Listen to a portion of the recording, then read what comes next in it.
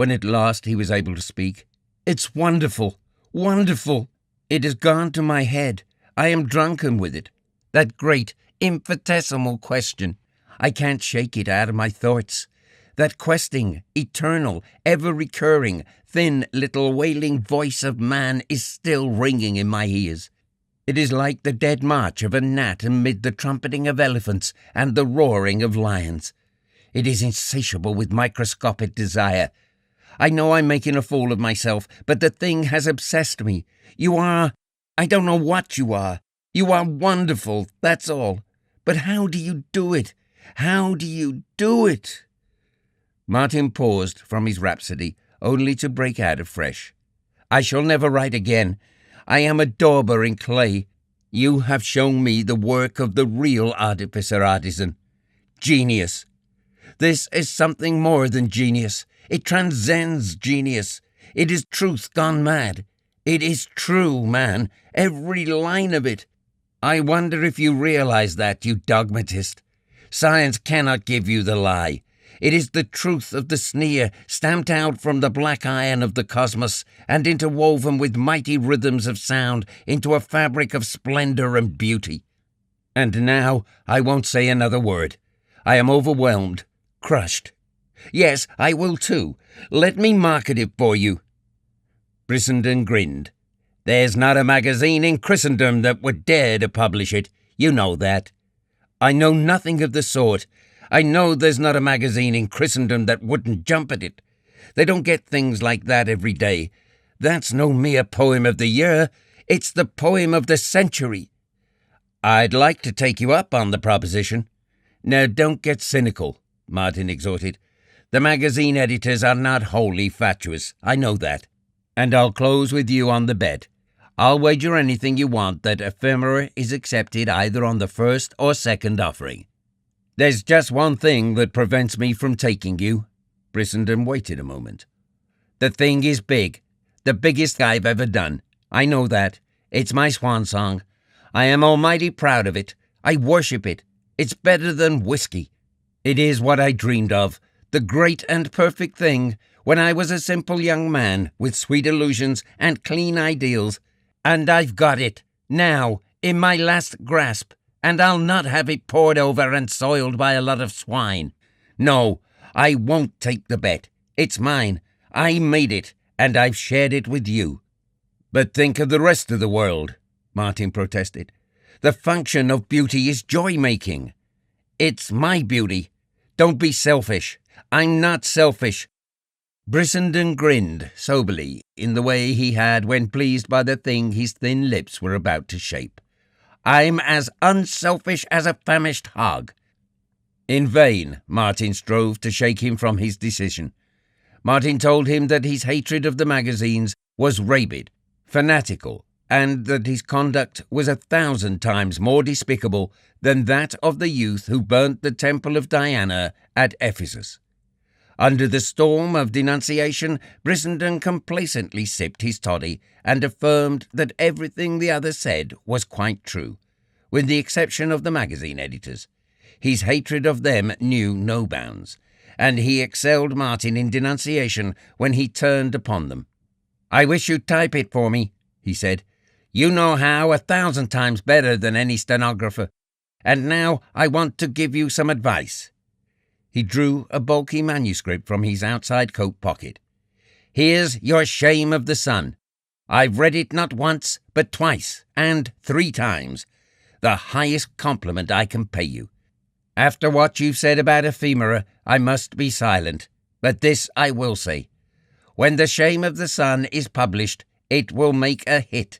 It will start a controversy that will be worth thousands to you just in advertising." Martin laughed. "I suppose your next advice will be to submit it to the magazines."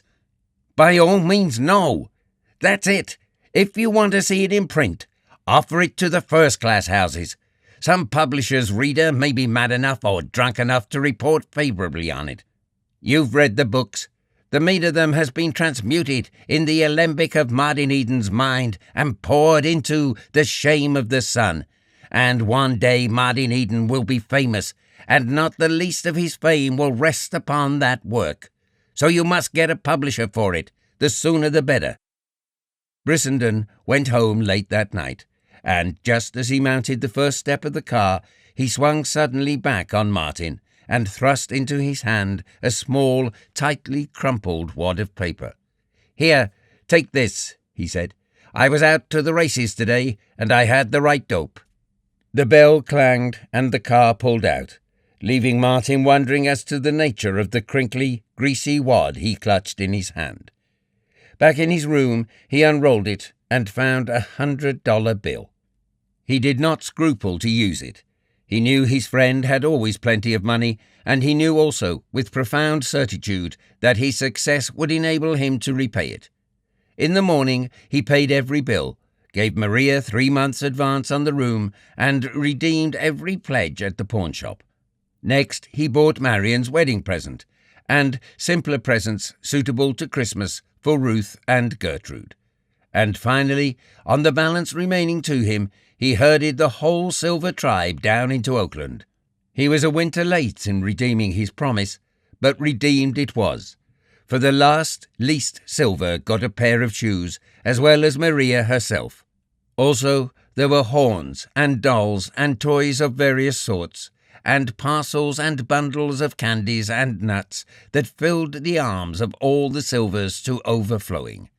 It was with this extraordinary procession trooping at his and Maria's heels into a confectioner's in quest of the biggest candy cane ever made that he encountered Ruth and her mother. Mrs. Morse was shocked. Even Ruth was hurt, for she had some regard for appearances, and her lover, cheek by jowl with Maria, at the head of that army of Portuguese ragamuffins, was not a pretty sight. But it was not that which hurt her so much as what she took to be his lack of pride and self-respect. Further, and keenest of all, she read into the incident the impossibility of his living down his working-class origin. There was stigma enough in the fact of it, but shamelessly to flaunt it in the face of the world, her world, was going too far. Though her engagement to Martin had been kept secret, their long intimacy had not been unproductive of gossip, and in the shop, glancing covertly at her lover and his following, had been several of her acquaintances. She lacked the easy largeness of Martin, and could not rise superior to her environment. She had been hurt to the quick, and her sensitive nature was quivering with the shame of it. So it was, when Martin arrived later in the day, that he kept her present in his breast pocket, deferring the giving of it to a more propitious occasion. Ruth in tears, passionate, angry tears, was a revelation to him. The spectacle of her suffering convinced him that he had been a brute, yet in the soul of him he could not see how nor why. It never entered his head to be ashamed of those he knew, and to take the Silvers out to a Christmas treat could in no way, so it seemed to him, show lack of consideration for Ruth. On the other hand, he did see Ruth's point of view, after she had explained it, and he looked upon it as a feminine weakness, such as afflicted all women, and the best of women.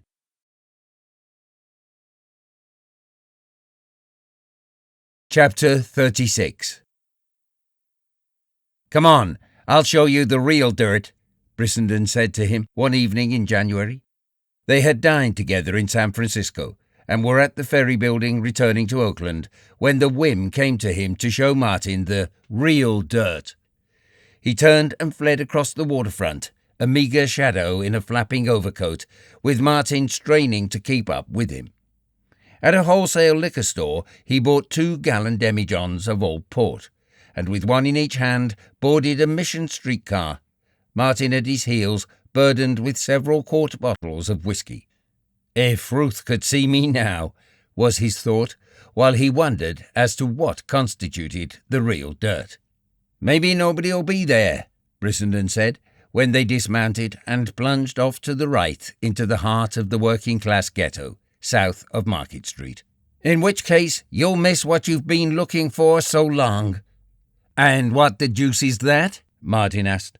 "Men, intelligent men, and not the gibbering nonentities I found you consorting with in that trader's den.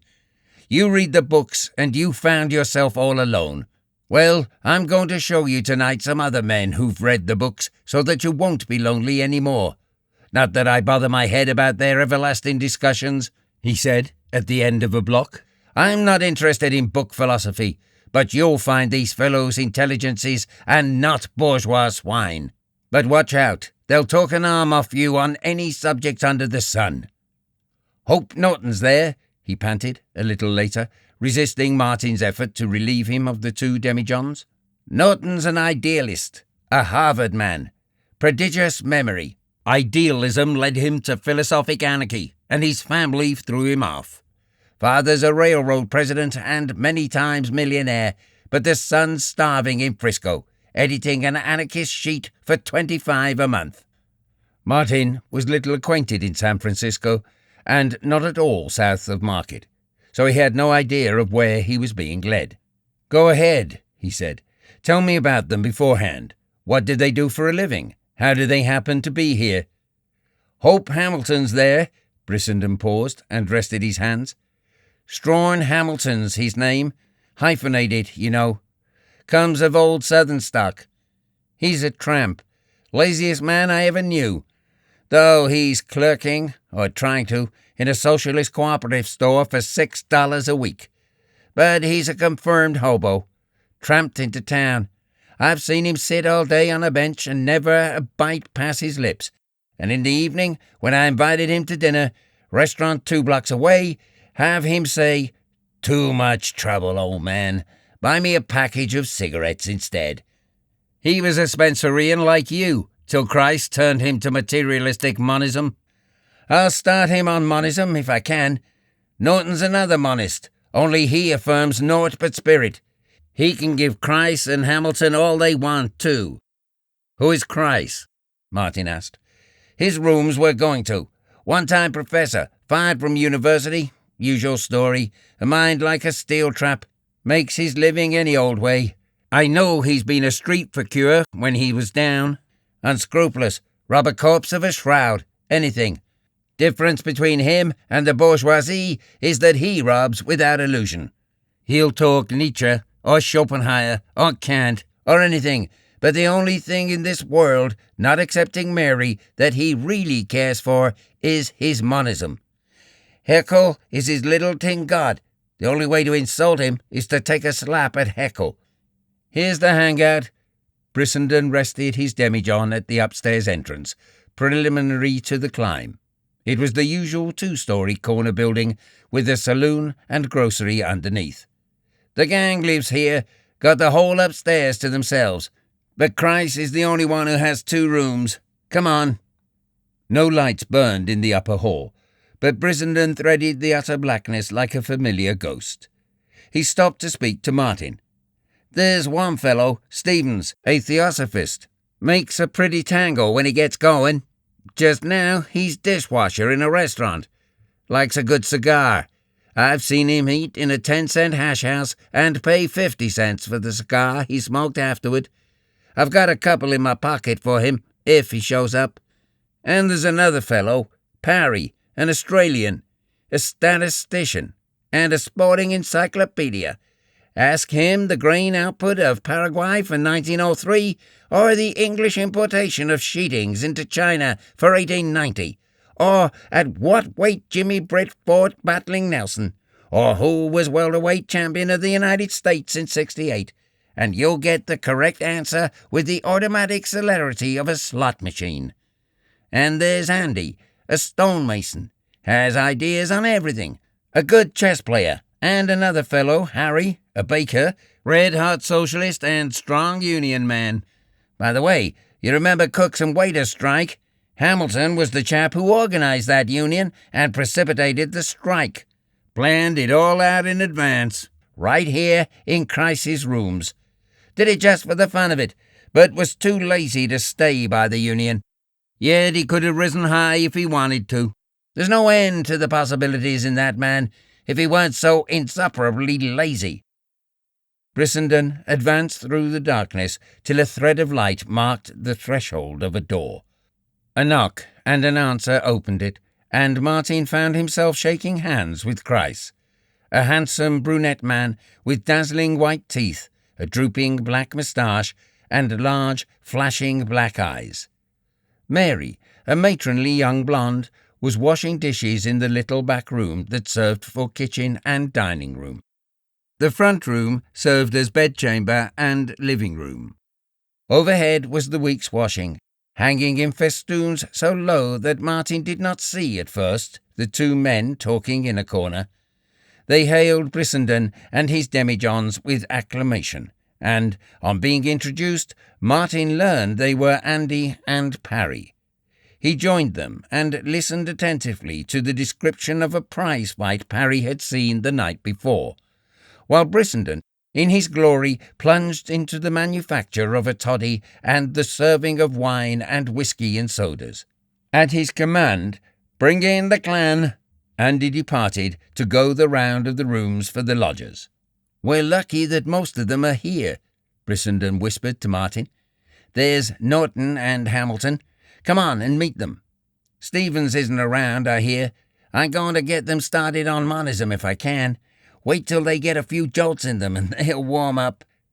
At first, the conversation was desultory. Nevertheless, Martin could not fail to appreciate the keen play of their minds.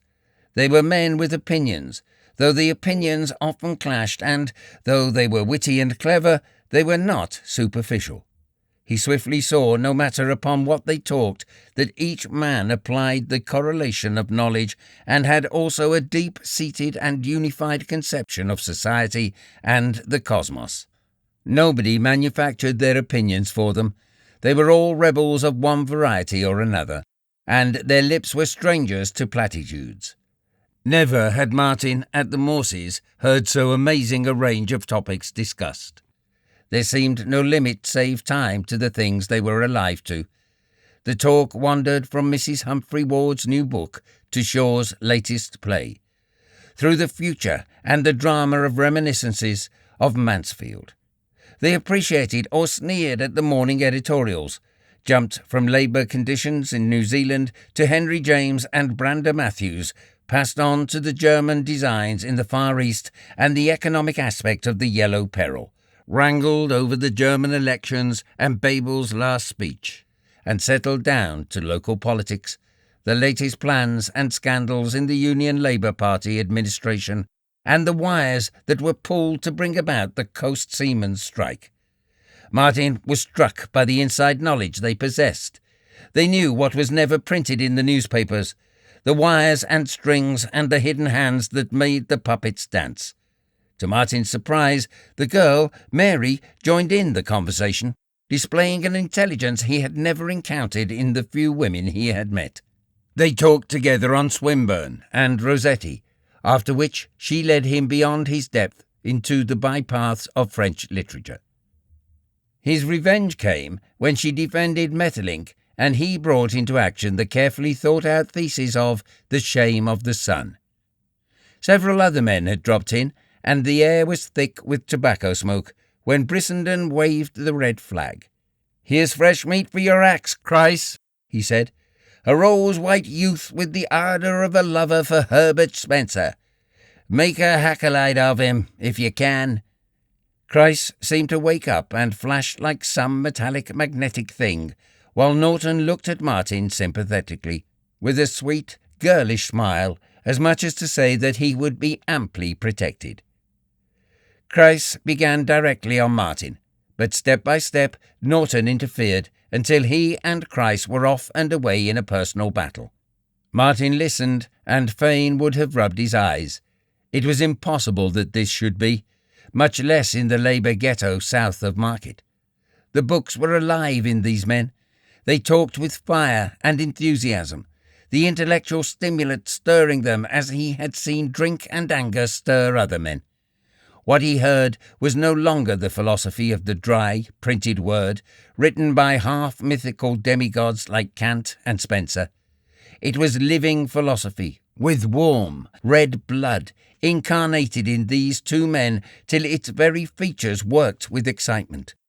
Now and again other men joined in, and all followed the discussion with cigarettes going out in their hands and with alert, intent faces.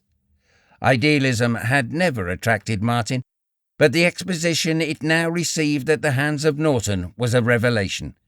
The logical plausibility of it, that made an appeal to his intellect, seemed missed by Chryse and Hamilton, who sneered at Norton as a metaphysician, and who, in turn, sneered back at them as metaphysicians. Phenomenon and Nunomenon were bandied back and forth.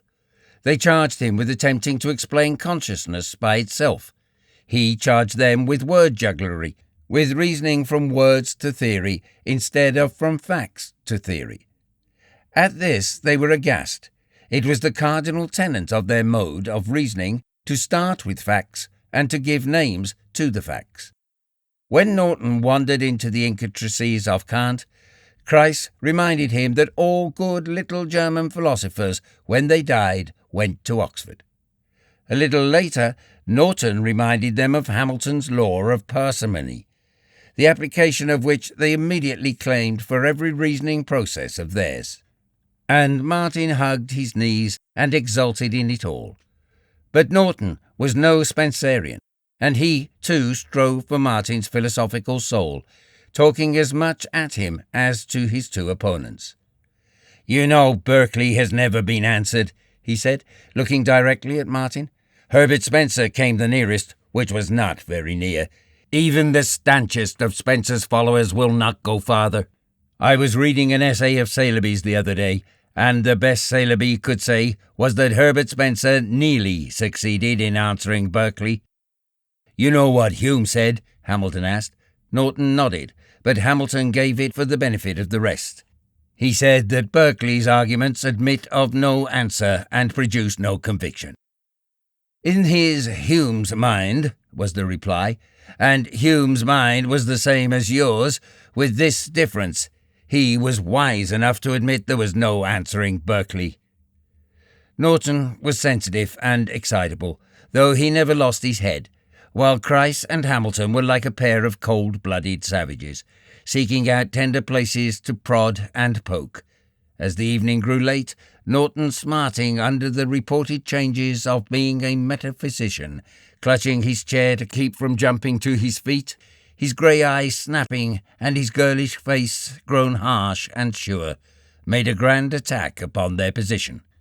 "All right, you Hecelites, I may reason like a medicine man, but, pray, how do you reason?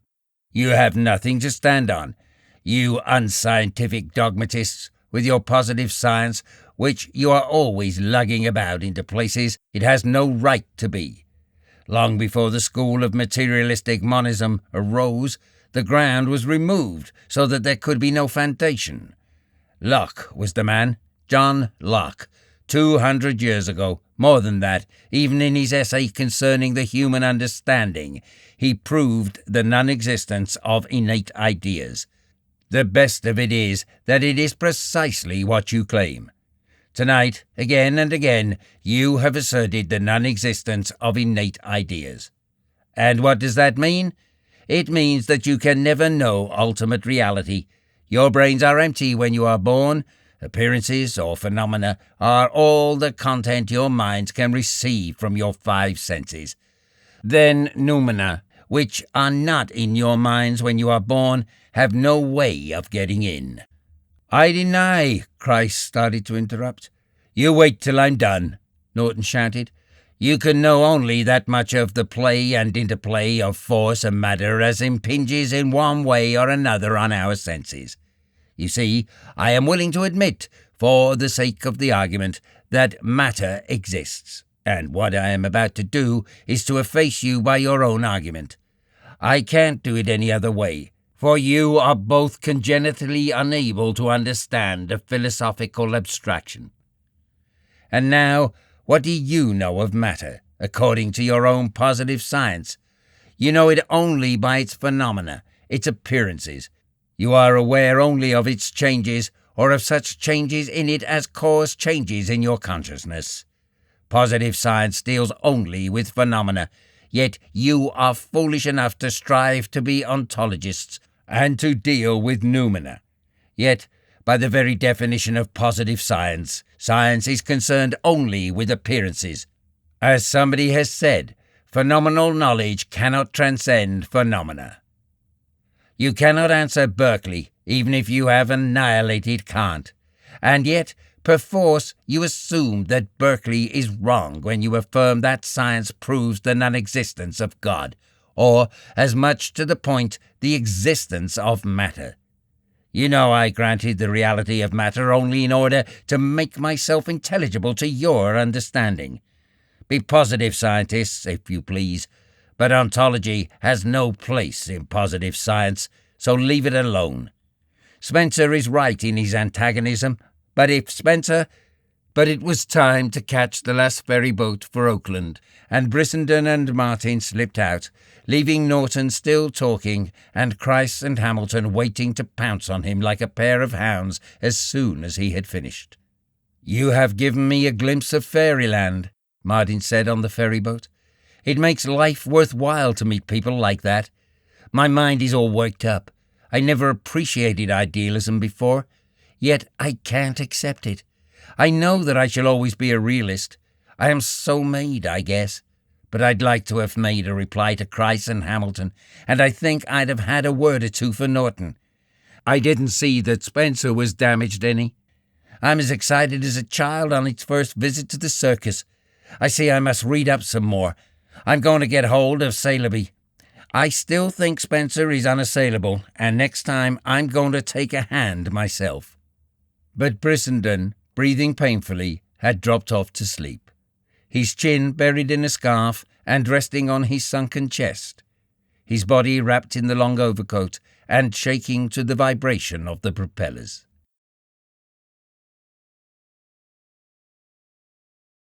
Chapter 37. The first thing Martin did next morning was to go counter both to Brissenden's advice and command. The shame of the sun he wrapped and mailed to the Acropolis. He believed he could find magazine publication for it, and he felt that recognition by the magazines would commend him to the book publishing houses. Ephemera he likewise wrapped and mailed to a magazine. Despite Brissenden's prejudice against the magazines, which was a pronounced mania with him, Martin decided that the great poem should see print. He did not intend, however, to publish it without the other's permission. His plan was to get it accepted by one of the high magazines, and, thus armed, again to wrestle with Brissenden for consent. Martin began, that morning, a story which he had sketched out a number of weeks before, and which ever since had been worrying him with its insistent clamour to be created. Apparently, it was to be a rattling sea story, a tale of 20th century adventure and romance, handling real characters in a real world under real conditions. But beneath the swing and go of the story was to be something else, something that the superficial reader would never discern, and which, on the other hand, would not diminish in any way the interest and enjoyment for such a reader. It was this, and not the mere story, that impelled Martin to write it. For that matter, it was always the great universal motif that suggested plots to him. After having found such a motif, he cast about for the particular persons and particular location in time and space wherewith and wherein to utter the universal thing. Overdue was the title he had decided for it, and its length he believed would not be more than 60,000 words. A bagatelle for him with his splendid vigour of production. On this first day he took hold of it with conscious delight in the mastery of his tools. He no longer worried for fear that the sharp, cutting edges should slip and mar his work. The long months of intense application and study had brought their reward. He could now devote himself with sure hand and to the larger phases of the thing he shaped. And as he worked, hour after hour, he felt, as never before, the sure and cosmic grasp with which he held life and the affairs of life. Overdue would tell a story that would be true of its particular characters and its particular events. But it would tell, too, he was confident, great vital things that would be true of all time, and all sea and all life, thanks to Herbert Spencer, he thought, leaning back for a moment from the table. Aye, thanks to Herbert Spencer, and to the master key of life, evolution. which Spencer had placed in his hands. He was conscious that it was great stuff he was writing. "It will go! It will go!" was the refrain that kept sounding in his ears. Of course it would go. At last he was turning out the thing at which the magazines would jump. The whole story worked out before him in lightning flashes. He broke off from it long enough to write a paragraph in his notebook. This would be the last paragraph in Overdue. But so thoroughly was the whole book already composed in his brain that he could write weeks before he had arrived at the end itself. He compared the tale, as yet unwritten, with the tales of the sea writers, and he felt it to be immeasurably superior. "There's only one man who could touch it," he murmured aloud, "and that's Conrad. And it ought to make even him sit up and shake hands with me and say, 'Well done, Marty, my boy.'" He toiled on all day, recollecting at the last moment that he was to have dinner at the Morseys. Thanks to Brissenden, his black suit was out of pawn, and he was again eligible for dinner parties. Downtown, he stopped off long enough to run into the library and search for Saleeby's books. He drew out The Cycle of Life, and on the car turned to the essay Norton had mentioned on Spencer. As Martin read, he grew angry. His face flushed, his jaw set, and unconsciously his hand clenched, unclenched, and clenched again, as if he were taking fresh grips upon some hateful thing out of which he was squeezing the life. When he left the car, he strode along the sidewalk as a wrathful man will stride, and he rang the Morse bell with such viciousness that it roused him to consciousness of his condition, so that he entered in good nature, smiling with amusement at himself. No sooner, however, was he inside than a great depression descended upon him.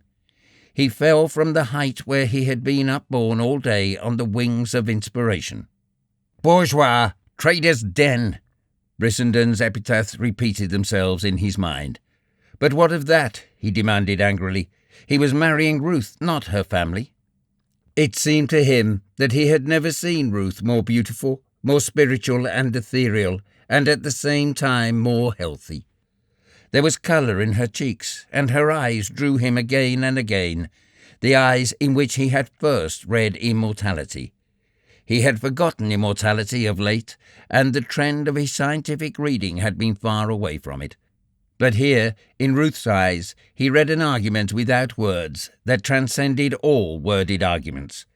He saw that in her eyes before which all discussion fled away, for he saw love there, and in his own eyes was love, and love was unanswerable. Such was his passionate doctrine. The half hour he had with her before they went in to dinner left him supremely happy and supremely satisfied with life. Nevertheless, at table, the inevitable reaction and exhaustion consequent upon the hard day seized hold of him. He was aware that his eyes were tired, and that he was irritable. He remembered it was at this table, at which he now sneered, and was so often bored, that he had first eaten with civilized beings in what he had imagined was an atmosphere of high culture and refinement. He caught a glimpse of that pathetic figure of him, so long ago, a self-conscious savage, sprouting sweat at every pore in an agony of apprehension, puzzled by the bewildering minutiae of eating implements, tortured by the ogre of a servant, striving at a leap to live at such dizzy social altitude, and deciding in the end to be frankly himself, pretending no knowledge and no polish he did not possess. He glanced at Ruth for reassurance, much in the same manner that a passenger, with sudden panic thought of possible shipwreck, will strive to locate the life-preservers. Well, that much had come out of it, love and Ruth. All the rest had failed to stand the test of the books, but Ruth and love had stood the test. For them he found a biological sanction. Love was the most exalted expression of life. Nature had been busy designing him, as she had been busy with all normal men, for the purpose of loving. She had spent 10,000 centuries, aye, 100,000 and 1,000,000 centuries upon the task, and he was the best she could do. She had made love the strongest thing in him, increased its power a myriad % with her gift of imagination, and sent him forth into the ephemera to thrill and melt and mate. His hand sought Ruth's hand beside him, hidden by the table, and a warm pressure was given and received. She looked at him a swift instant, and her eyes were radiant and melting. So were his in the thrill that pervaded him. Nor did he realize how much that was radiant and melting in her eyes had been aroused by what she had seen in his. Across the table from him, cater-cornered, at Mrs. Morse's right, sat Judge Blount, a local superior court judge. Martin had met him a number of times and had failed to like him. He and Ruth's father were discussing labor union politics, the local situation, and socialism, and Mr. Morse was endeavouring to twit Martin on the latter topic. At last, Judge Blount looked across the table with benignant and fatherly pity. Martin smiled to himself. "You'll grow out of it, young man," he said soothingly. "Time is the best cure for youthful distempers." He turned to Mr. Morse. "I do not believe discussion is good in such cases. It makes the patient obstinate." "That's true," the other assented gravely, "but it is well to warn the patient occasionally of his condition." Martin laughed merrily, but it was an effort. The day had been too long, the day's effort too intense, and he was deep in the throes of the reaction. "Undoubtedly you are both excellent doctors," he said, "but if you care a whit for the opinion of the patient, let him tell you that you are poor diagnosticians. In fact, you are both suffering from the disease you think you find in me. As for me, I am immune. The socialist philosophy that riots half-baked in your veins has passed me by." "Clever, clever," murmured the judge. "An excellent ruse in controversy to reverse positions." "Out of your mouth." Martin's eyes were sparkling, but he kept control of himself. "You see, Judge, I have heard your campaign speeches. By some hinitical process— hinitical, by the way, is a favourite word of mine which nobody understands— by some hinitical process you persuade yourself that you believe in the competitive system and the survival of the strong, and at the same time you endorse with might and main all sorts of measures to shear the strength from the strong." "My young man, remember, I've heard your campaign speeches," Martin warned. "It's on record.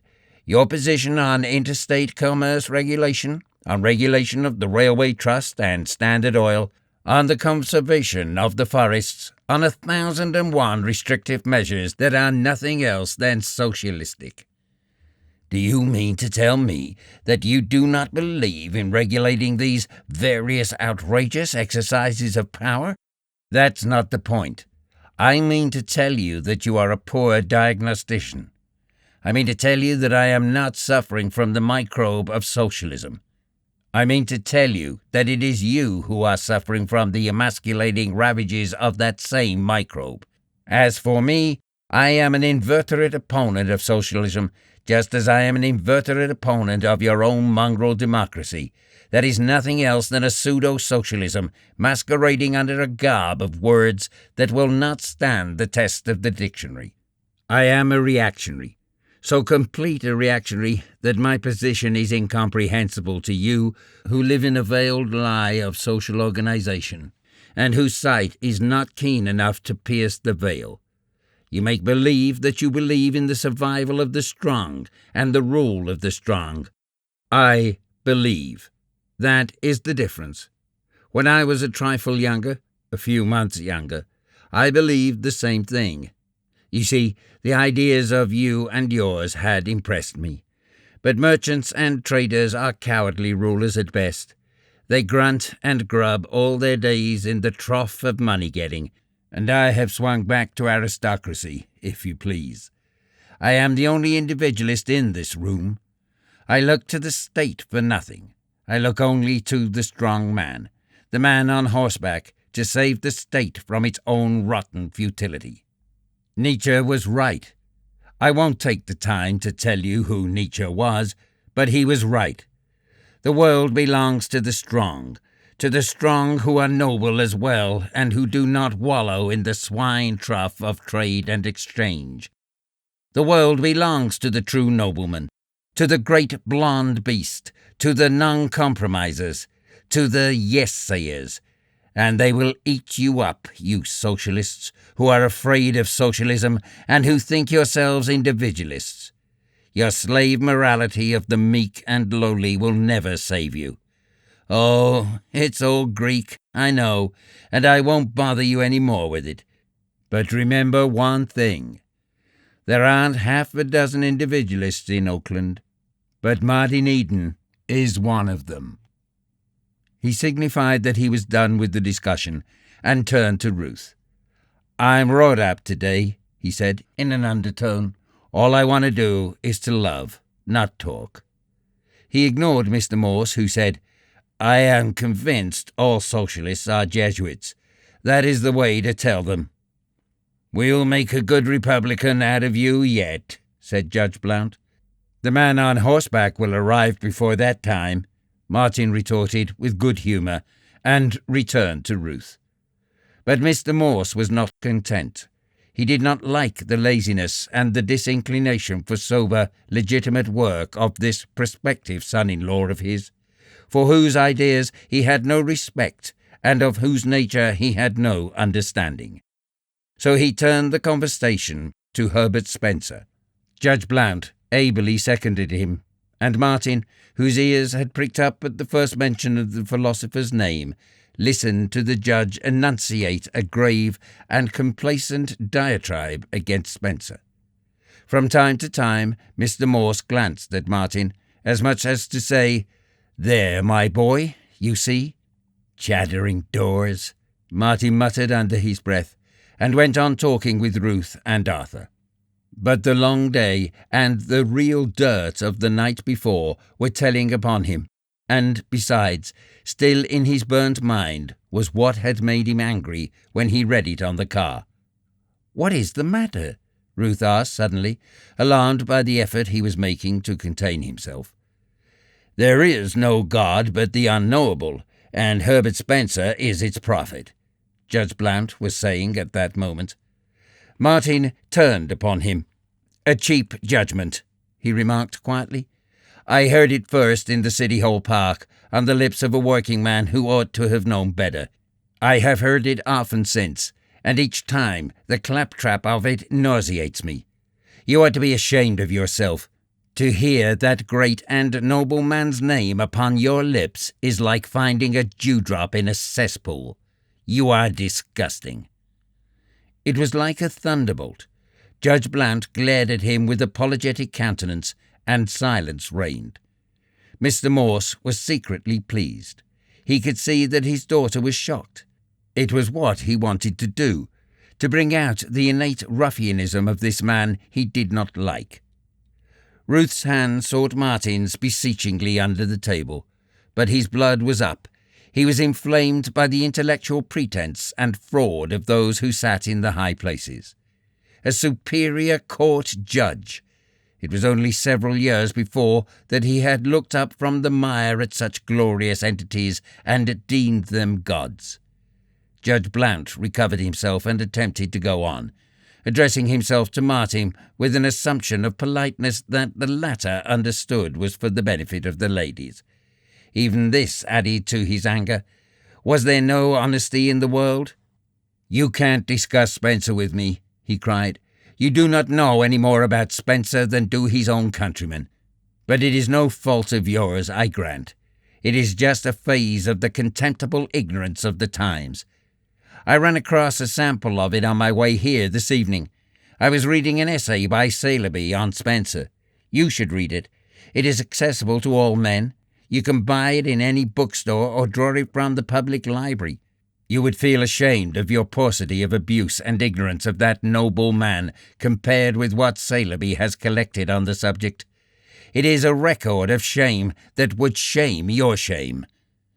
The philosopher of the half-educated, he was called by an academic philosopher who was not worthy to pollute the atmosphere he breathed. I don't think you have read 10 pages of Spencer, but there have been critics, assumably more intelligent than you, who have read no more than you of Spencer, who publicly challenged his followers to adduce one single idea from all his writings. From Herbert Spencer's writings, the man who has impressed the stamp of his genius over the whole field of scientific research and modern thought. The father of psychology. The man who revolutionized pedagogy, so that today the child of the French peasant is taught the 3 R's according to the principles laid down by him. And the little gnats of men sting his memory when they get their very bread and butter from the technical application of his ideas. What little of worth resides in their brains is largely due to him. It is certain that had he never lived, most of what is correct in their parrot-learned knowledge would be absent. And yet a man like Principal Fairbanks of Oxford, a man who sits in an even higher place than you, Judge Blount, has said that Spencer will be dismissed by posterity as a poet and dreamer rather than a thinker. Yappers and blackheskites, the whole brood of them. First Principles is not wholly destitute of a certain literary power, said one of them, and others of them have said that he was an industrious plodder rather than an original thinker. Yappers and blatherskites, yappers and blatherskites. Martin ceased abruptly, in a dead silence. Everybody in Ruth's family looked up to Judge Blount as a man of power and achievement, and they were horrified at Martin's outbreak. The remainder of the dinner passed like a funeral, the judge and Mr. Morse confining their talk to each other, and the rest of the conversation being extremely desultory. Then, afterward, when Ruth and Martin were alone, there was a scene. "You are unbearable," she wept. But his anger still smouldered, and he kept muttering, "The beasts, the beasts." When she averred he had insulted the judge, he retorted, "By telling the truth about him?" "I don't care whether it was true or not," she insisted. "There are certain bounds of decency, and you had no license to insult anybody." "Then where did Judge Blount get the license to assault truth?" Martin demanded. "Surely to assault truth is a more serious misdemeanor than to insult a pygmy personality such as the judge's. He did worse than that. He blackened the name of a great, noble man who is dead. Oh, the beasts, the beasts." His complex anger flamed afresh, and Ruth was in terror of him. Never had she seen him so angry, and it was all mystified and unreasonable to her comprehension. And yet, through her very terror ran the fibres of fascination that had drawn and that still drew her to him. That had compelled her to lean towards him, and, in that mad, culminating moment, lay her hands upon his neck. She was hurt and outraged by what had taken place, and yet she lay in his arms and quivered while he went on muttering, "The beasts, the beasts." And she still lay there when he said, "I'll not bother your table again, dear. They do not like me, and it is wrong of me to thrust my objectionable presence upon them. Besides, they are just as objectionable to me. Pwah! They are sickening. And to think of it, I dreamed in my innocence that the persons who sat in the high places, who lived in fine houses and had educations and bank accounts, were worth while."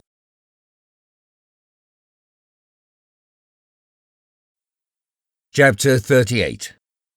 "Come on, let's go down the local." So spoke Brissenden, faint from a hemorrhage of half an hour before, the second hemorrhage in 3 days. The perennial whiskey glass was in his hands, and he drained it with shaking fingers. "What do I want with socialism?" Martin demanded. "Outsiders are allowed 5-minute speeches," the sick man urged. "Get up and spout. Tell them why you don't want socialism. Tell them what you think about them and their ghetto ethics. Slam Nietzsche into them and get walloped for your pains. Make a scrap of it. It will do them good. Discussion is what they want, and what you want too. You see, I'd like to see you a socialist before I'm gone. It will give you a sanction for your existence. It is the one thing that will save you in the time of disappointment that is coming to you." "I never can puzzle out why you, of all men, are a socialist," Martin pondered. You detest the crowd so. Surely there is nothing in the canaille to recommend it to your ascetic soul." He pointed an accusing finger at the whiskey glass, which the other was refilling. "Socialism doesn't seem to save you." "I'm very sick," was the answer. "With you, it is different. You have health and much to live for, and you must be handcuffed to life somehow. As for me, you wonder why I am a socialist? I'll tell you. It is because socialism is inevitable, because the present rotten and irrational system cannot endure, because the day is past for your man on horseback. The slaves won't stand for it. They are too many, and willy-nilly they'll drag down the would-be equestrian before ever he gets astride. You can't get away from them, and you'll have to swallow the whole slave morality. It's not a nice mess, I'll allow, but it's been a brewing, and swallow it you must. You are antediluvian anyway, with your Nietzsche ideas. The past is the past, and the man who says history repeats itself is a liar. Of course I don't like the crowd, but what's a poor chap to do? We can't have the man on horseback, and anything is preferable to the timid swine that now rule. But come on anyway. I'm loaded to the guards now, and if I sit here any longer, I'll get drunk. And you know the doctor says, damn the doctor, I'll fool him yet." It was Sunday night, and they found the small hall packed by the Oakland socialists, chiefly members of the working class. The speaker, a clever Jew, won Martin's admiration at the same time that he aroused his antagonism. The man's stooped and narrow shoulders and weazened chest proclaimed him the true child of the crowded ghetto, and strong on Martin was the age-long struggle of the feeble, wretched slaves against the lordly handful of men who had ruled over them and would rule over them to the end of time. To Martin, this withered wisp of a creature was a symbol. He was the figure that stood forth representative of the whole miserable mass of weaklings and inefficients who perished according to biological law on the ragged confines of life. They were the unfit. In spite of their cunning philosophy and of their ant-like proclivities for cooperation, nature rejected them for the exceptional man. Out of the plentiful spawn of life she flung from her prolific hand, she selected only the best. It was by the same method that men, aping her, bred racehorses and cucumbers. Doubtless a creator of a cosmos could have devised a better method, but creatures of this particular cosmos must put up with this particular method. Of course, they could squirm as they perished, as the socialists squirmed, as the speaker on the platform and the perspiring crowd were squirming even now as they counselled together for some new device with which to minimize the penalties of living and outwit the cosmos. So Martin thought, and so he spoke when Brissenden urged him to give them hell. He obeyed the mandate, walking up to the platform, as was the custom, and addressing the chairman.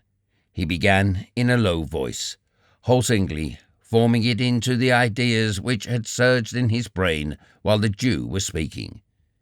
In such meetings, 5 minutes was the time allotted to each speaker, but when Martin's 5 minutes were up, he was in full stride, his attack upon their doctrines but half completed. He had caught their interest, and the audience urged the chairman by acclamation to extend Martin's time. They appreciated him as a foeman worthy of their intellect, and they listened intently, following every word. He spoke with fire and conviction, mincing no words in his attack upon the slaves and their morality and tactics, and frankly alluding to his hearers as the slaves in question. He quoted Spencer and Malthus, and enunciated the biological law of development. And so, he concluded, in a swift resume, no state composed of the slave types can endure. The old law of development still holds. In the struggle for existence, as I have shown, the strong and the progeny of the strong tend to survive, while the weak and the progeny of the weak are crushed and tend to perish. The result is that the strong and the progeny of the strong survive, and, so long as the struggle obtains, the strength of each generation increases. That is development. But you slaves, It is too bad to be slaves, I grant, but you slaves dream of a society where the law of development will be annulled, where no weaklings and inefficients will perish, where every inefficient will have as much as he wants to eat, as many times a day as he desires, and where all will marry and have progeny, the weak as well as the strong. What will be the result? No longer will the strength and life value of each generation increase. On the contrary, it will diminish. There is the nemesis of your slave philosophy. Your society of slaves, of, by, and for slaves, must inevitably weaken and go to pieces as the life which composes it weakens and goes to pieces. Remember, I am enunciating biology and not sentimental ethics. No state of slaves can stand. How about the United States? A man yelled from the audience. And how about it? Martin retorted. The 13 colonies threw off their rulers and formed the Republic, so-called. The slaves were their own masters. There were no more masters of the sword, but you couldn't get along without masters of some sort, and there arose a new set of masters. Not the great, virile noblemen, but the shrewd and spidery traders and moneylenders.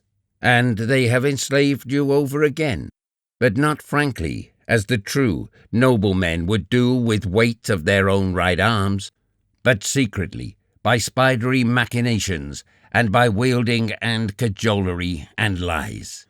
They have purchased your slave judges, and they have debauched your slave legislators, and they have forced to worse horrors than chattel slavery your slave boys and girls. 2 million of your children are toiling today in this trader oligarchy of the United States. 10 millions of you slaves are not properly sheltered nor properly fed. But to return, I have shown that no society of slaves can endure, because, in its very nature, such society must annul the law of development. No sooner can a slave society be organized than deterioration sets in.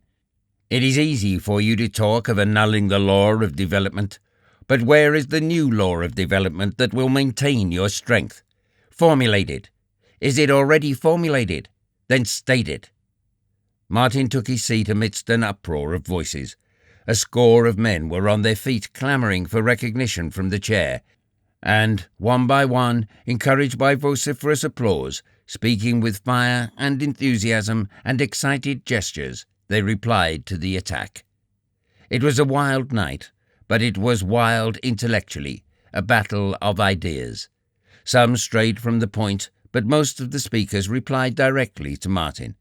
They shook him with lines of thought that were new to him, and gave him insights, not into new biological laws, but into new applications of the old laws. They were too earnest to be always polite, and more than once the chairman rapped and pounded for order. It chanced that a cub reporter sat in the audience, detailed there on a day dull of news and impressed by the urgent need of journalism for sensation. He was not a bright cub reporter. He was merely facile and glib. He was too dense to follow the discussion. In fact, he had a comfortable feeling that he was vastly superior to these wordy maniacs of the working class. Also, he had a great respect for those who sat in the high places and dictated the policies of nations and newspapers. Further, he had an ideal, namely, of achieving that excellence of the perfect reporter who is able to make something, even a great deal, out of nothing. He did not know what all the talk was about. It was not necessary. Words, like revolution, gave him his cue. Like a paleontologist able to reconstruct an entire skeleton from one fossil bone, he was able to reconstruct a whole speech from the one word, revolution. He did it that night, and he did it well. And since Martin had made the biggest stir, he put it all into his mouth and made him the arch-anarch of the show, transforming his reactionary individualism into the most lurid, red-shirt socialist utterance. The cub reporter was an artist, and it was a large brush with which he laid on the local colour. Wild-eyed, long-haired men, neurasthenic and degenerate types of men, voices shaken with passion, clenched fists raised on high, and all projected against a background of oaths, yells, and the throaty rumbling of angry men. Chapter 39. Over the coffee in his little room, Martin read next morning's paper. It was a novel experience to find himself headlined, on the first page at that, and he was surprised to learn that he was the most notorious leader of the Oakland Socialists. He ran over the violent speech the cub reporter had constructed for him, and, though at first he was angered by the fabrication, in the end he tossed the paper aside with a laugh. Either the man was drunk or criminally malicious, he said that afternoon, from his perch on the bed when Brissenden had arrived and dropped limply into the one chair. "But what do you care?" Brissenden asked. "Surely you don't desire the approval of the bourgeois swine that read the newspapers?" Martin thought for a while, then said, "No, I really don't care for their approval, not a whit. On the other hand, it is very likely to make my relations with Ruth's family a trifle awkward. Her father always contended I was a socialist, and this miserable stuff will clinch his belief. Not that I care for his opinion, but what's the odds? I want to read what I've been doing today. It's overdue, of course, and I'm just about halfway through." He was reading aloud when Maria thrust open the door and ushered in a young man in a natty suit who glanced briskly about him, noting the oil burner and the kitchen in the corner before his gaze wandered onto Martin. "Sit down," Brissenden said. Martin made room for the young man on the bed and waited for him to broach his business. "I heard you speak last night, Mr. Eden, and I've come to interview you," he began. Brissenden burst out in a hearty laugh. "A brother socialist?" the reporter asked, with a quick glance at Brissenden that appraised the colour value of that cadaverous and dying man. "And he wrote that report," Martin said softly. "Why, he is only a boy." "Why don't you poke him?" Brissenden asked. "I'd give $1,000 to have my lungs back for 5 minutes. The cub reporter was a trifle perplexed by this talking over him and around him and at him. But he had been commended for his brilliant description of the socialist meeting and had further been detailed to get a personal interview with Martin Eden, the leader of the organized menace to society. "You do not object to having your picture taken, Mr. Eden," he said. "I've a star photographer outside, you see, and he says it will be better to take you right away before the sun gets lower. Then we can have the interview afterward." "A photographer?" Brissenden said meditatively. "Poke him, Martin, poke him." "I guess I'm getting old," was the answer. "I know I ought, but I really haven't the heart. It doesn't seem to matter." "For his mother's sake," Brissenden urged. "It's worth considering," Martin replied, "but it doesn't seem worthwhile enough to rouse sufficient energy in me. You see, it does take energy to give a fellow a poking. Besides, what does it matter?" "That's right. That's the way to take it," the cub announced airily, though he had already begun to glance anxiously at the door. "But it wasn't true, not a word of what he wrote," Martin went on, confining his attention to Brissenden. "It was just in a general way a description, you understand," the cub ventured. "And besides, it's good advertising. That's what counts. It was a favour to you." "It's good advertising, Martin, old boy," Brissenden repeated solemnly. "And it was a favour to me. Think of that," was Martin's contribution. "Let me see, where were you born, Mr. Eden?" the cub asked, assuming an air of expectant attention. "He doesn't take notes," said Brissenden. "He remembers it all." "That is sufficient for me." The cub was trying not to look worried. "No decent reporter needs to bother with notes." "That was sufficient for last night." But Brissenden was not a disciple of quietism, and he changed his attitude abruptly. "Martin, if you don't poke him, I'll do it myself, if I fall dead on the floor the next moment." "How will a spanking do?" Martin asked. Brissenden considered judicially and nodded his head. The next instant, Martin was seated on the edge of the bed with the cub face downward across his knees. "Now don't bite," Martin warned, "or else I'll have to punch your face. It would be a pity, for it's such a pretty face." His uplifted hand descended, and thereafter rose and fell in a swift and steady rhythm. The cub struggled and cursed and squirmed, but did not offer to bite. Brissenden looked on gravely, though once he grew excited and gripped the whiskey bottle, pleading, "Here, just let me swat him once." "Sorry, my hand played out," Martin said, when at last he desisted. "It is quite numb." He uprighted the cub and perched him on the bed. "I'll have you arrested for this," he snarled, tears of boyish indignation running down his flushed cheeks. "I'll make you sweat for this. You'll see." "The pretty thing," Martin remarked. "He doesn't realize that he has entered upon the downward path. It is not honest, it is not square, it is not manly to tell lies about one's fellow creatures the way he has done, and he doesn't know it. He has come to us to be told." Brissenden filled in a pause. "Yes, to me whom he has maligned and injured. My grocery will undoubtedly refuse me credit now. The worst of it is that the poor boy will keep on this way until he deteriorates into a first-class newspaper man and also a first-class scoundrel." "But there is yet time," quoth Brissenden. "Who knows but what you may prove the humble instrument to save him? Why didn't you let me swat him just once? I'd like to have had a hand in it." "I'll have you arrested, the pair of you, you big brutes," sobbed the erring soul. "No, his mouth is too pretty and too weak." Martin shook his head lugubriously. "I'm afraid I've numbed my hand in vain. The young man cannot reform.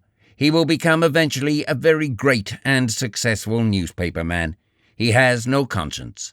That alone will make him great." With that, the cub passed out the door in trepidation to the last, for fear that Brissenden would hit him in the back with the bottle he still clutched.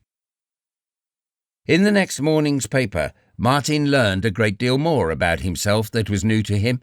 "We are the sworn enemies of society," he found himself quoted as saying in a column interview. "No, we are not anarchists, but socialists."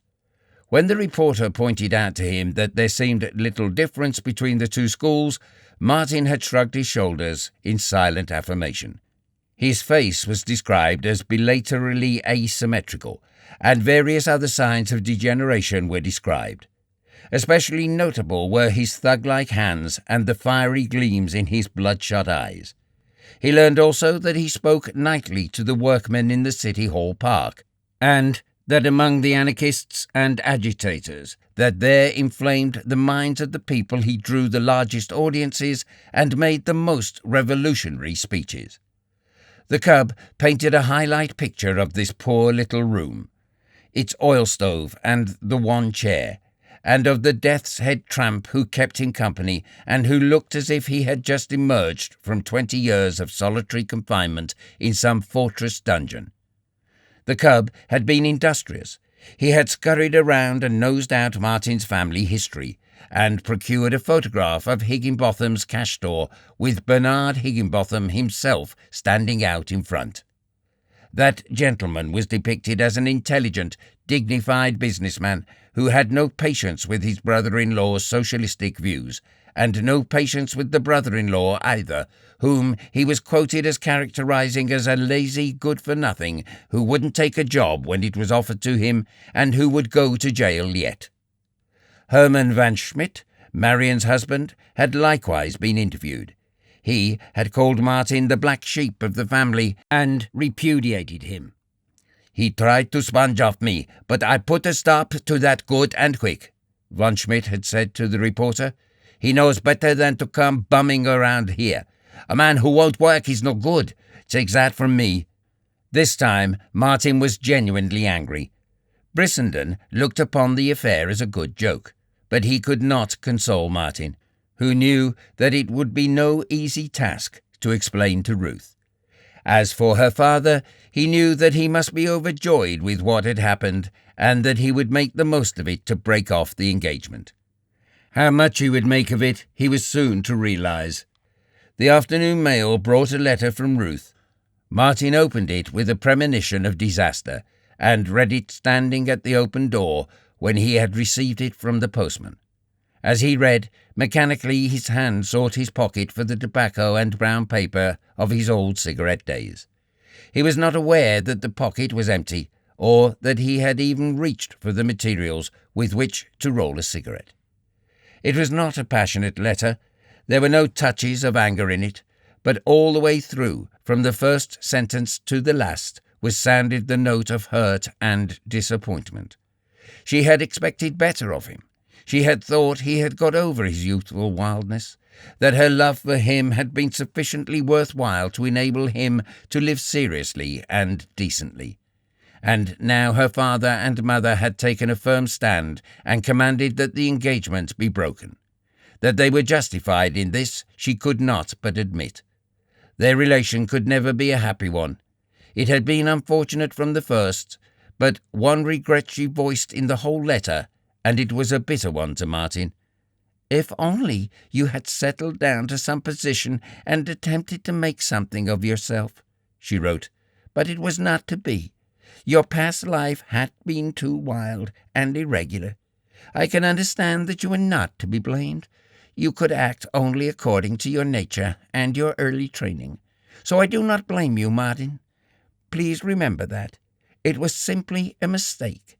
As father and mother have contended, we are not made for each other, and we should both be happy because it was discovered not too late. There is no use in trying to see me," she said toward the last. "It would be an unhappy meeting for both of us, as well as for my mother. I feel, as it is, that I have caused her great pain and worry. I shall have to do much living to atone for it." He read it through to the end, carefully, a second time, then sat down and replied. He outlined the remarks he had uttered at the socialist meeting, pointing out that they were in all ways the converse of what the newspaper had put in his mouth.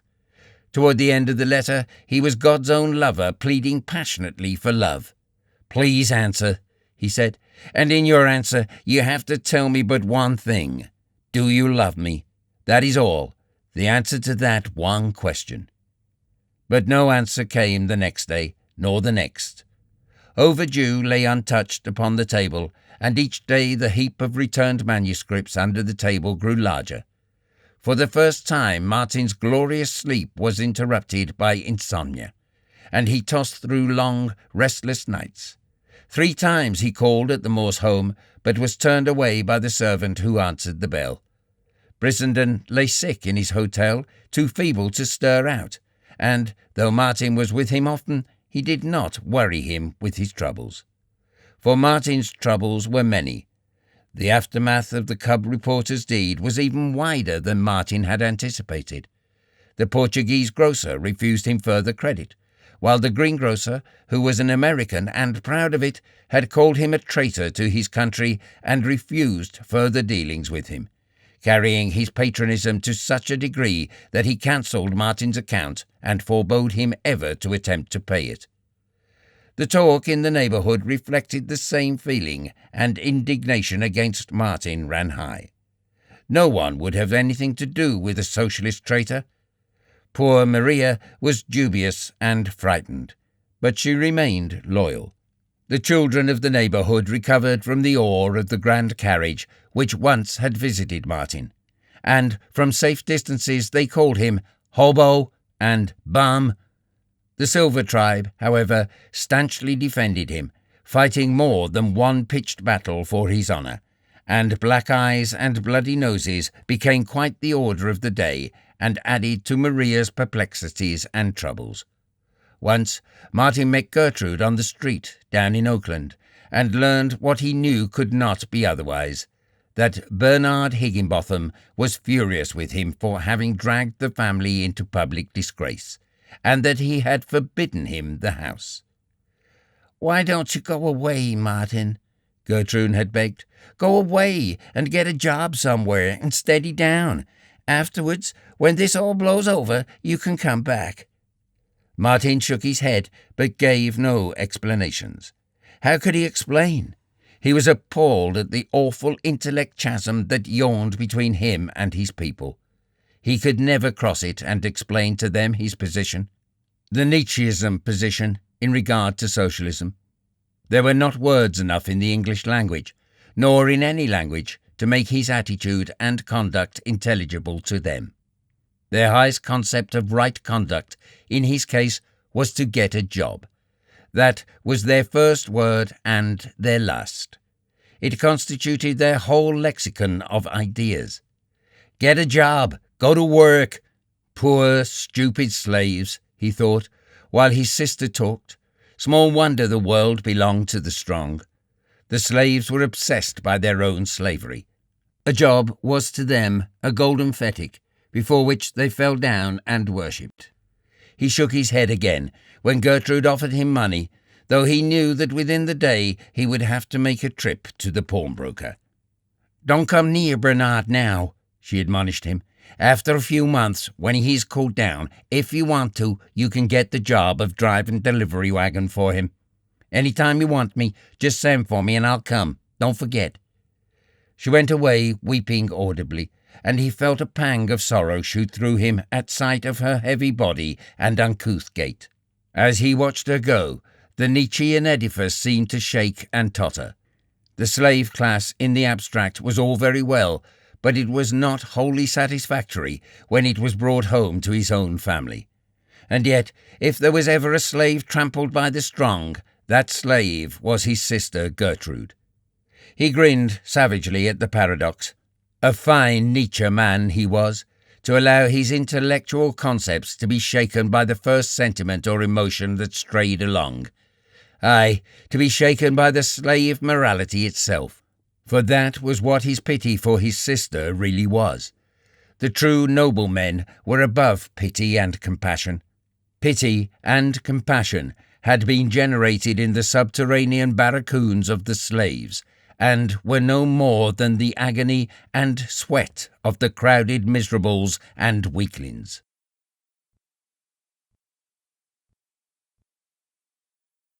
Chapter 40. Overdue still continued to lie forgotten on the table. Every manuscript that he had out now lay under the table. Only one manuscript he kept going, and that was Brissenden's Ephemera. His bicycle and black suit were again in pawn, and the typewriter people were once more worrying about the rent. But such things no longer bothered him.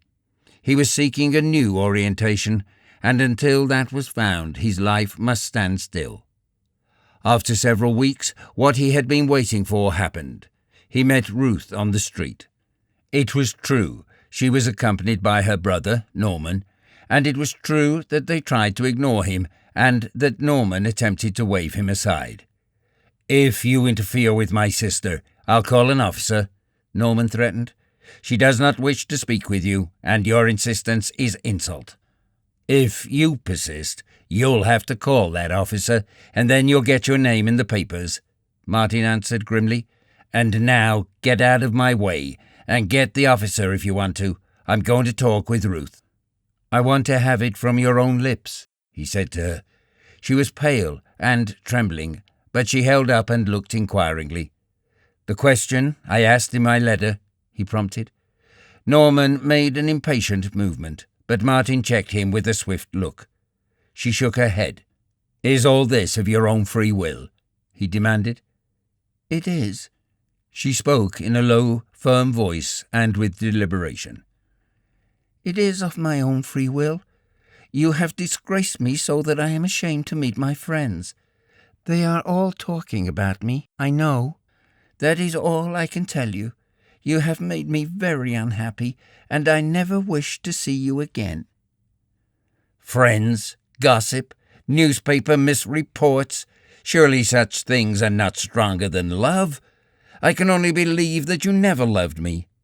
A blush drove the pallor from her face. "After what has passed," she said faintly. "Martin, you do not know what you are saying. I am not common." "You see, she doesn't want to have anything to do with you," Norman blurted out, starting on with her. Martin stood aside and let them pass, fumbling unconsciously in his coat pocket for the tobacco and brown papers that were not there. It was a long walk to North Oakland, but it was not until he went up the steps and entered his room that he knew he had walked it. He found himself sitting on the edge of the bed and staring about him like an awakened somnambulist. He noticed Overdue lying on the table and drew up his chair and reached for his pen. There was in his nature a logical compulsion toward completeness. Here was something undone. It had been deferred against the completion of something else. Now that something else had been finished, and he would apply himself to this task until it was finished. What he would do next, he did not know. All that he did know was that a climacteric in his life had been attained. A period had been reached, and he was rounding it off in workmanlike fashion. He was not curious about the future. He would soon enough find out what it held in store for him. Whatever it was, it did not matter. Nothing seemed to matter. For 5 days he toiled on at Overdue, going nowhere, seeing nobody, and eating meagerly. On the morning of the 6th day, the postman brought him a thin letter from the editor of the Parthenon. A glance told him that Ephemera was accepted. "We have submitted the poem to Mr. Cartwright Bruce," the editor went on to say, "and he has reported so favourably upon it that we cannot let it go. As an earnest of our pleasure in publishing the poem, let me tell you that we have set it for the August number, our July number being already made up. Kindly extend our pleasure and our thanks to Mr. Brissenden. Please send by return mail his photograph and biographical data. If our honorarium is unsatisfactory, kindly telegraph us at once and state what you consider a fair price." Since the honorarium they had offered was $350, Martin thought it not worthwhile to telegraph. Then, too, there was Brissenden's consent to be gained. Well, he had been right, after all. Here was one magazine editor who knew real poetry when he saw it, and the price was splendid, even though it was for the poem of a century. As for Cartwright Bruce, Martin knew that he was the one critic for whose opinions Brissenden had any respect. Martin rode downtown on an electric car, and as he watched the houses and cross streets slipping by, he was aware of a regret that he was not more elated over his friend's success and over his own single victory. The one critic in the United States had pronounced favourably on the poem, while his own contention that good stuff could find its way into the magazines had proved correct. But enthusiasm had lost its spring in him, and he found that he was more anxious to see Brissenden than he was to carry the good news. The acceptance of the Parthenon had recalled to him that during his 5 days' devotion to Overdue, he had not heard from Brissenden, nor even thought about him. For the first time, Martin realized the days he had been in, and he felt shame for having forgotten his friend. But even the shame did not burn very sharply. He was numb to emotions of any sort, save the artistic ones concerned in the writing of Overdue. So far as other affairs were concerned, he had been in a trance. For that matter, he was still in a trance. All this life through which the electric car whirred seemed remote and unreal, and he would have experienced little interest and less shock if the great stone steeple of the church he passed had suddenly crumbled to mortar dust upon his head. At the hotel, he hurried up to Brissenden's room and hurried down again. The room was empty. All luggage was gone. "Did Mr. Brissenden leave any address?" he asked the clerk, who looked at him curiously for a moment. "Haven't you heard?" he asked. Martin shook his head. "Why, the papers were full of it. He was found dead in bed. Suicide. Shot himself through the head." "Is he buried yet?" Martin seemed to hear his voice, like someone else's voice, from a long way off, asking the question. "No, the body was shipped east after the inquest. Lawyers engaged by his people saw to the arrangements." "They were quick about it, I must say," Martin commented. "Oh, I don't know. It happened 5 days ago." "5 days ago?" "Yes, 5 days ago." "Oh," Martin said, as he turned and went out. At the corner he stepped into the Western Union and sent a telegram to the Parthenon, advising them to proceed with the publication of the poem. He had in his pocket but 5 cents with which to pay his car fare home, so he sent the message collect. Once in his room, he resumed his writing. The days and nights came and went, and he sat at his table and wrote on. He went nowhere, save to the pawnbroker, took no exercise, and ate methodically when he was hungry, and had something to cook, and just as methodically went without when he had nothing to cook. Composed as the story was, in advance, chapter by chapter, he nevertheless saw and developed an opening that increased the power of it, though it necessitated 20,000 additional words. It was not that there was any vital need that the thing should be well done, but that his artistic canons compelled him to do it well. He worked on in the days, strangely detached from the world around him, feeling like a familiar ghost among these literary trappings of his former life. He remembered that someone had said that a ghost was the spirit of a man who was dead and who did not have sense enough to know it, and he paused for the moment to wonder if he were really dead and unaware of it. Came the day when Overdue was finished. The agent of the typewriter firm had come for the machine, and he sat on the bed while Martin, on the one chair, typed the last pages of the final chapter. "Finis," he wrote, in capitals, at the end, and to him it was indeed finis. He watched the typewriter carried out of the door with a feeling of relief, then went over and lay down on the bed. He was faint from hunger. Food had not passed his lips in 36 hours, but he did not think about it. He lay on his back with closed eyes and did not think at all, while the daze or stupor slowly welled up, saturating his consciousness. Half in delirium, he began muttering aloud the lines of an anonymous poem Brissenden had been fond of quoting to him. Maria, listening anxiously outside his door, was perturbed by his monotonous utterance. The words in themselves were not significant to her, but the fact that he was saying them was. "I have done," was the burden of the poem. "I have done. Put by the lute. Song and singing soon are over, as the airy shades that hover in among the purple clover. I have done. Put by the lute. Once I sang as early thrushes sing among the dewy bushes. Now I'm mute. I'm like a weary linnet, for my throat has no song in it. I have had my singing minute. I have done. Put by the lute." Maria could stand it no longer, and hurried away to the stove, where she filled a quart bowl with soup, putting into it the lion's share of chopped meat and vegetables, which her ladle scraped from the bottom of the pot. Martin roused himself and sat up and began to eat, between spoonfuls reassuring Maria that he had not been talking in his sleep and that he did not have any fever. After she left him, he sat drearily, with drooping shoulders, on the edge of the bed, gazing about him with lacklustre eyes that saw nothing until the torn wrapper of a magazine, which had come in the morning's mail and which lay unopened, shot a gleam of light into his darkened brain. "It is the Parthenon," he thought, "the august Parthenon, and it must contain ephemera. If only Brissenden were here to see." He was turning the pages of the magazine, when suddenly he stopped. Ephemera had been featured, with gorgeous headpiece and Beardsley-like margin decorations. On one side of the headpiece was Brissenden's photograph, on the other side was the photograph of Sir John Value, the British ambassador.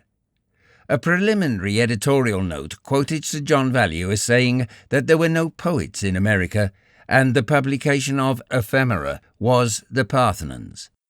"There, take that, Sir John Value." Cartwright Bruce was described as the greatest critic in America, and he was quoted as saying that ephemera was the greatest poem ever written in America.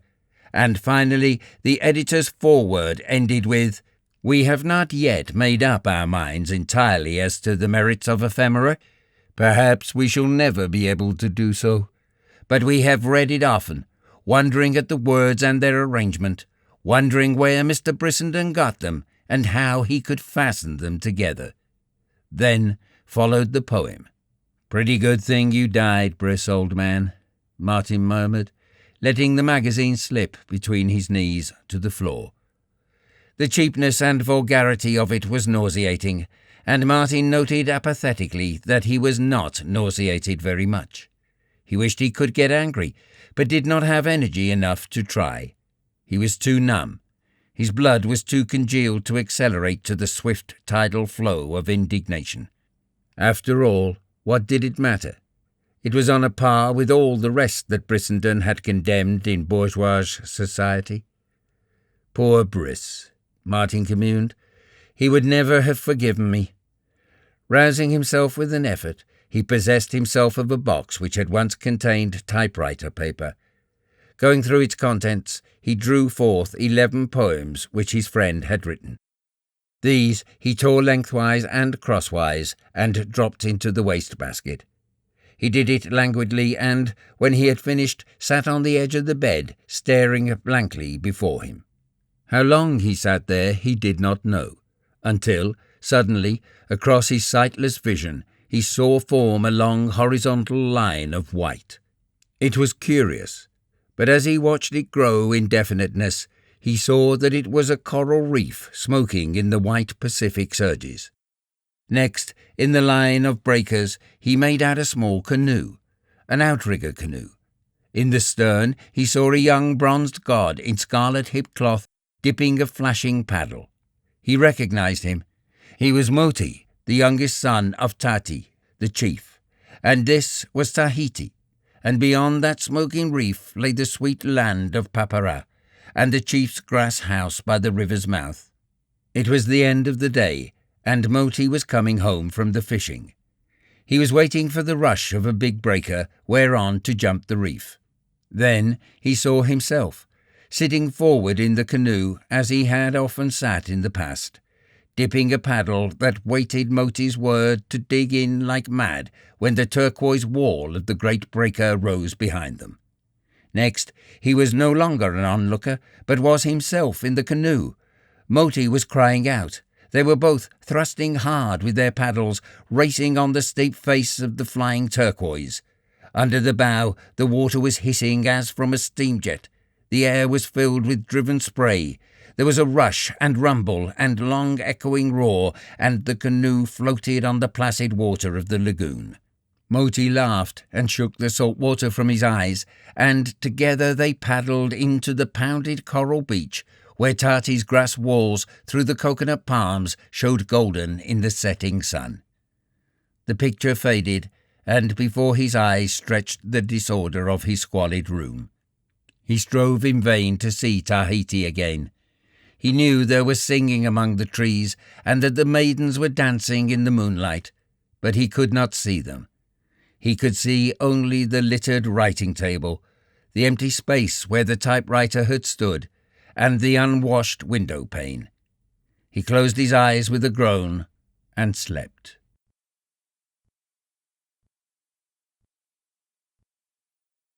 Chapter 41. He slept heavily all night, and did not stir until aroused by the postman on his morning round. Martin felt tired and passive, and went through his letters aimlessly. One thin envelope from a robber magazine contained for $22. He had been dunning for it for a year and a half. He noted it almost apathetically. The old-time thrill at receiving a publisher's cheque was gone. Unlike his earlier cheques, this one was not pregnant with promise of great things to come. To him, it was a cheque for $22. That was all, and it would buy him something to eat. Another cheque was in the same mail, sent from a New York weekly in payment for some humorous verse which had been accepted months before. It was for $10. An idea came to him which he calmly considered. He did not know what he was going to do, and he felt in no hurry to do anything. In the meantime, he must live. Also, he owed numerous debts. Would it not be paying investment to put stamps on the huge pile of manuscripts under the table and start them on their travels again? One or two of them might be accepted. That would help him to live. He decided on the investment, and after he had cashed the cheques at the bank down in Oakland, he bought $10 worth of postage stamps.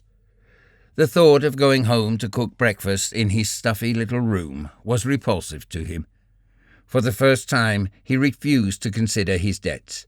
He knew that in his room he could manufacture a substantial breakfast at a cost of from 15 to 20 cents. But instead, he went into the Forum Cafe and ordered a breakfast that cost $2. He tipped the waiter a quarter and spent 50 cents for a package of Egyptian cigarettes. It was the first time he had smoked since Ruth had asked him to stop. But he could see now no reason why he should not, and besides, he wanted to smoke. And what did the money matter? For 5 cents he could have bought a package of Durham and brown papers and rolled 40 cigarettes. But what of it? Money had no meaning to him now except what it would immediately buy. He was chartless and rudderless, and he had no port to make, while drifting involved the least living, and it was living that hurt. The days slipped along, and he slept 8 hours regularly every night. Though now, while waiting for more checks, he ate in the Japanese restaurants where the meals were served for 10 cents. His wasted body filled out, as did the hollows in his cheeks. He no longer abused himself with short sleep, overwork, and overstudy. He wrote nothing, and the books were closed. He walked much out in the hills and loafed long hours in the quiet parks. He had no friends nor acquaintances, nor did he make any. He had no inclination. He was waiting for some impulse from he knew not where to put his stopped life into motion again. In the meantime, his life remained run down, planless and empty and idle. Once he made a trip to San Francisco to look up the real dirt. But at the last moment, as he stepped into the upstairs entrance, he recoiled and turned and fled through the swarming ghetto. He was frightened at the thought of hearing philosophy discussed, and he fled furtively for fear that someone of the real dirt might chance along and recognize him. Sometimes he glanced over the magazines and newspapers to see how Ephemera was being maltreated. It had made a hit. But what a hit! Everybody had read it, and everybody was discussing whether or not it was real poetry. The local papers had taken it up, and daily there appeared columns of learned criticisms, facetious editorials, and serious letters from subscribers.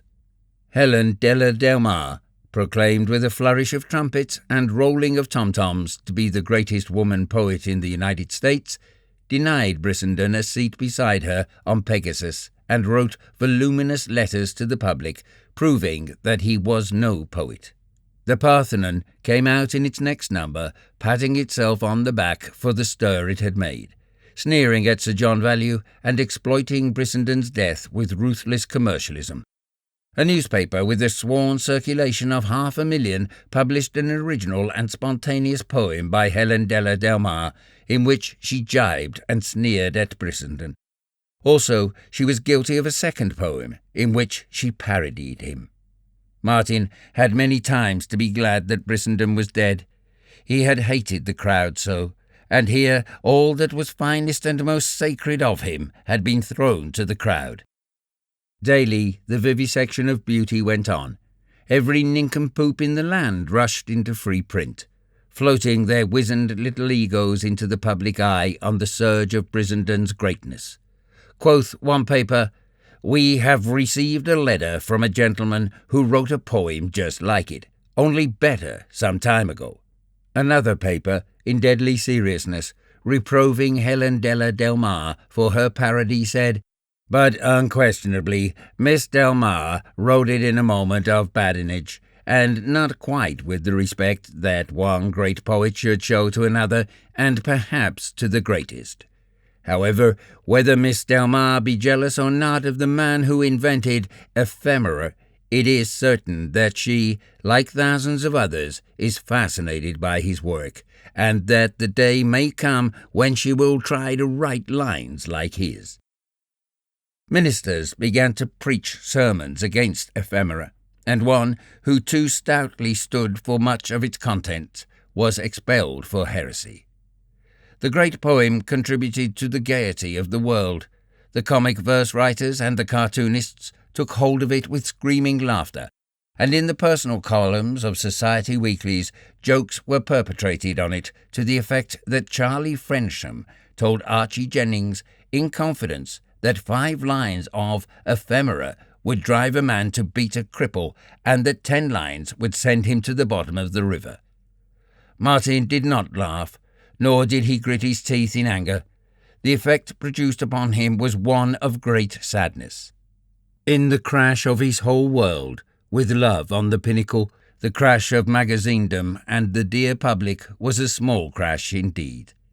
Brissenden had been wholly right in his judgment of the magazines, and he, Martin, had spent arduous and futile years in order to find it out for himself.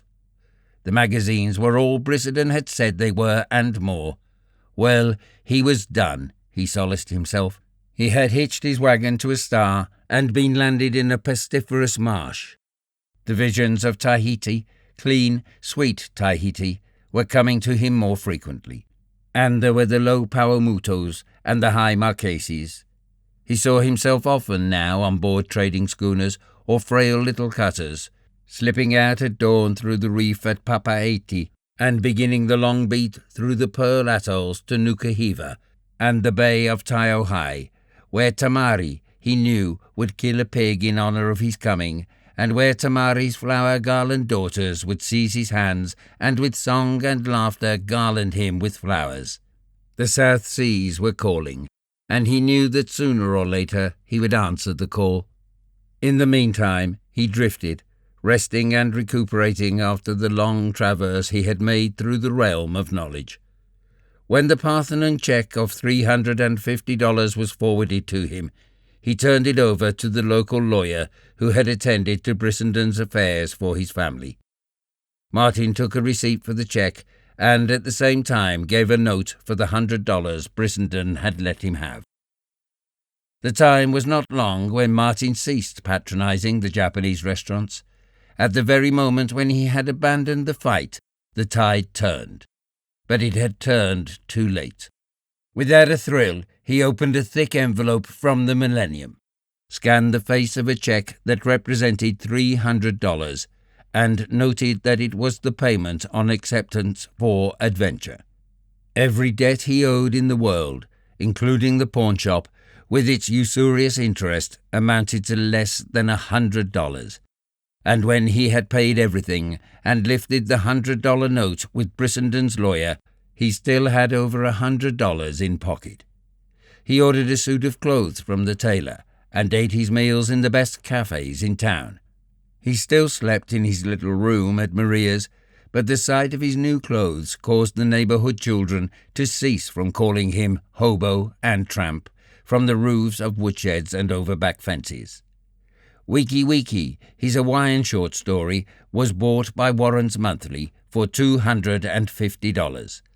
The Northern Review took his essay, The Cradle of Beauty, and Mackintosh's magazine took The Palmist, the poem he had written to Marion. The editors and readers were back from their summer vacations, and manuscripts were being handled quickly. But Martin could not puzzle out what strange whim animated them to this general acceptance of the things they had persistently rejected for 2 years. Nothing of his had been published. He was not known anywhere outside of Oakland, and in Oakland, with the few who thought they knew him, he was notorious as a redshirt and a socialist. So there was no explaining this sudden acceptability of his wares. It was sheer jugglery of fate.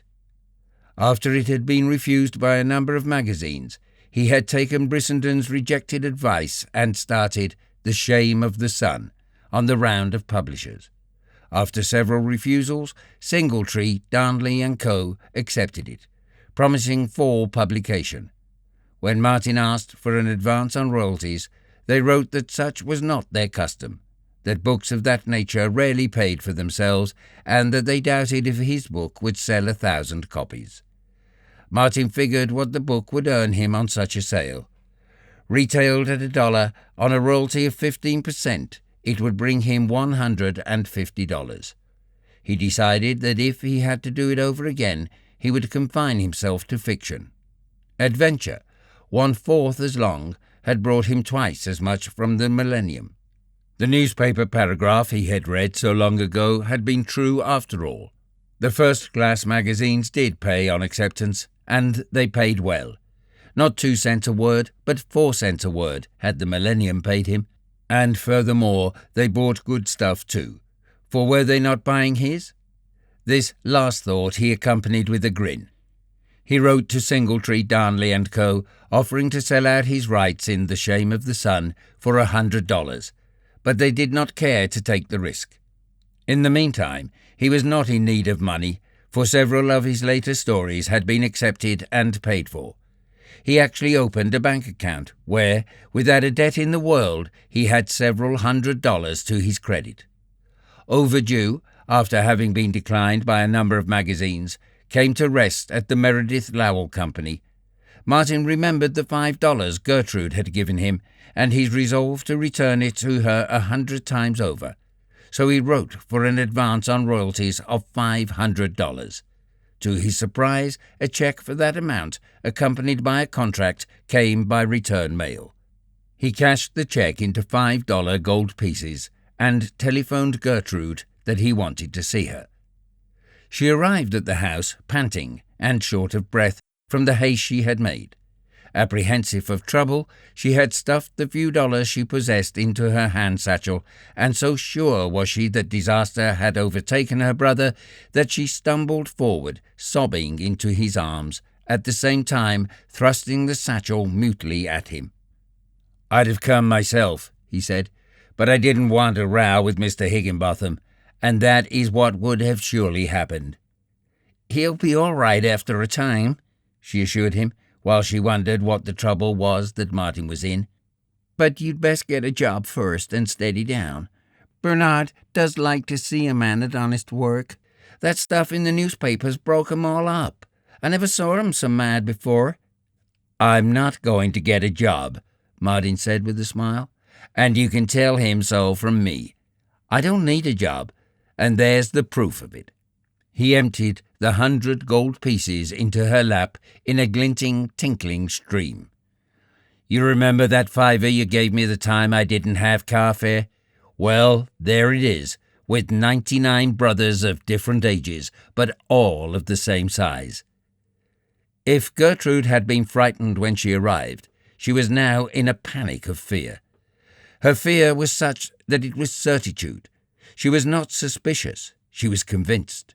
She looked at Martin in horror, and her heavy limbs shrank under the golden stream as though it were burning her. "It's yours," he laughed. She burst into tears and began to moan.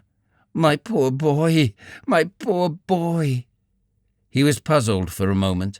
Then he divined the cause of her agitation and handed her the Meredith Lowell letter which had accompanied the cheque.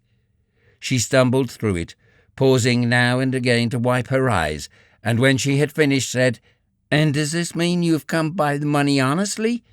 "More honestly than if I'd won it in a lottery. I earned it." Slowly, faith came back to her, and she reread the letter carefully.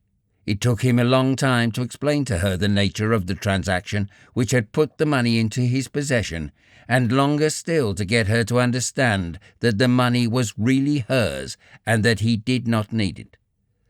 "I'll put it in the bank for you," she said finally.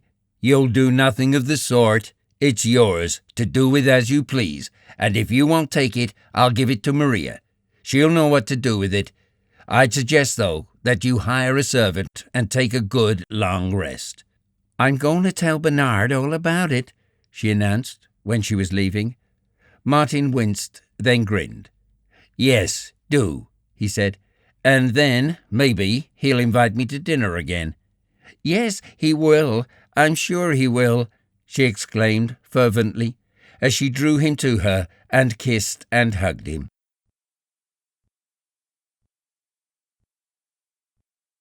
Chapter 42.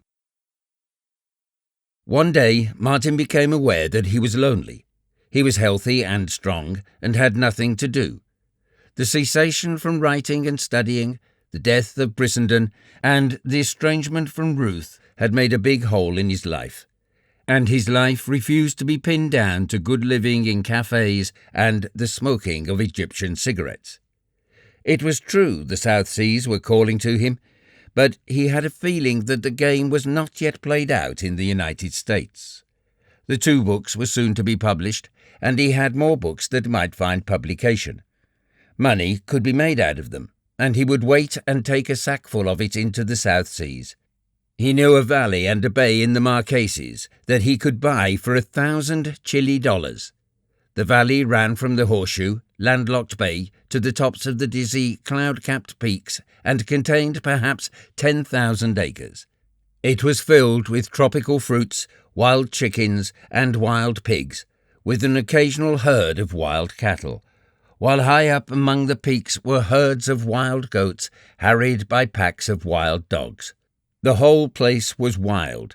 Not a human lived in it, and he could buy it and the bay for $1,000 Chile. The bay, as he remembered it, was magnificent, with water deep enough to accommodate the largest vessel afloat, and so safe that the South Pacific Directory recommended it to be the best careening place for ships for hundreds of miles around.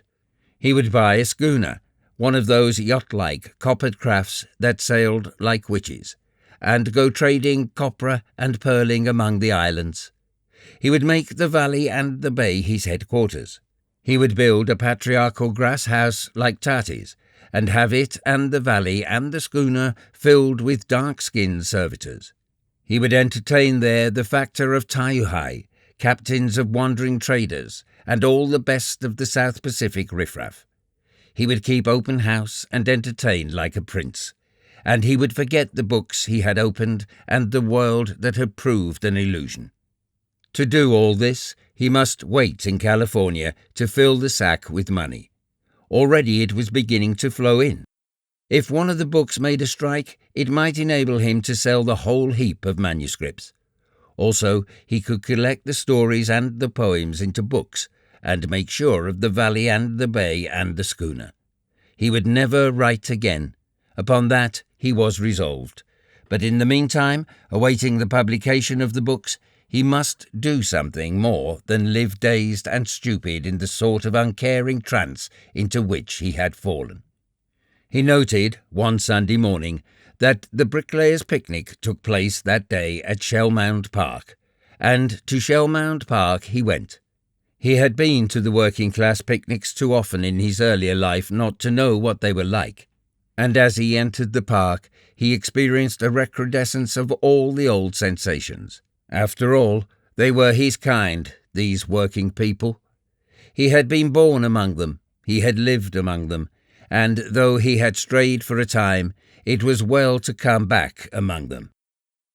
"If it ain't Mart," he heard someone say, and the next moment a hearty hand was on his shoulder. "Where you been all the time? Off to sea? Come on and have a drink." It was the old crowd in which he found himself. The old crowd, with here and there a gap, and here and there a new face.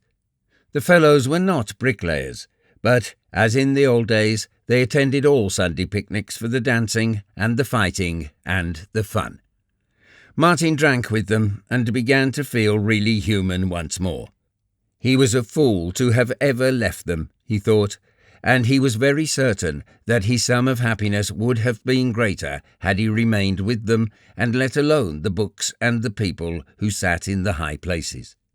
Yet the beer seemed not so good as of yore. It didn't taste as it used to taste. Brissenden had spoiled him for steam beer, he concluded, and wondered if, after all, the books had spoiled him for companionship with these friends of his youth. He resolved that he would not be so spoiled, and he went on to the dancing pavilion. Jimmy, the plumber, he met there, in the company of a tall, blonde girl who promptly forsook him for Martin. "Gee, it's like old times," Jimmy explained to the gang that gave him the laugh as Martin and the blonde whirled away in a waltz. "And I don't give a rap. I'm too damn glad to see him back. Watch him waltz, huh? It's like silk. Who'd blame any girl?" But Martin restored the blonde to Jimmy, and the three of them, with half a dozen friends, watched the revolving couples and laughed and joked with one another. Everybody was glad to see Martin back. No book of his been published. He carried no fictitious value in their eyes. They liked him for himself. He felt like a prince returned from exile, and his lonely heart burgeoned in the geniality in which it bathed. He made a mad day of it, and was at his best. Also, he had money in his pockets, and, as in the old days, when he returned from sea with a payday, he made the money fly. Once, on the dancing floor, he saw Lizzie Connolly go by in the arms of a young working man, and, later, when he made the round of the pavilion, he came upon her sitting by a refreshment table. Surprise and greetings over, he led her away into the grounds, where they could talk without shouting down the music. From the instant he spoke to her, she was his. He knew it. She showed it in the proud humility of her eyes, in every caressing movement of her proudly carried body, and in the way she hung upon his speech. She was not the young girl as he had known her. She was a woman now, and Martin noted that her wild, defiant beauty had improved, losing none of its wildness, while the defiance and the fire seemed more in control. A beauty, a perfect beauty, he murmured admiringly under his breath, and he knew she was his, that all he had to do was to say, "Come," and she would go with him over the world wherever he led. Even as the thought flashed through his brain, he received a heavy blow on the side of his head that nearly knocked him down. It was a man's fist, directed by a man so angry and in such haste that the fist had missed the jaw for which it was aimed. Martin turned as he staggered and saw the fist coming at him in a wild swing. Quite as a matter of course he ducked, and the fist flew harmlessly past, pivoting the man who had driven it. Martin hooked with his left, landing on the pivoting man with the weight of his body behind the blow. The man went to the ground sidewise, leapt to his feet, and made a mad rush. Martin saw his passion-distorted face and wondered what could be the cause of the fellow's anger. But while he wondered, he shot in a straight left, the weight of his body behind the blow. The man went over backward and fell in a crumpled heap. Jimmy and others of the gang were running toward them. Martin was thrilling all over. This was the old days with a vengeance, with their dancing and their fighting and their fun. While he kept a wary eye on his antagonist, he glanced at Lizzie. Usually the girl screamed when the fellows got to scrapping, but she had not screamed. She was looking on with bated breath, leaning slightly forward, so keen was her interest. One hand pressed to her breast, her cheek flushed, and in her eyes a great and amazed admiration. The man had gained his feet and was struggling to escape the restraining arms that were laid on him.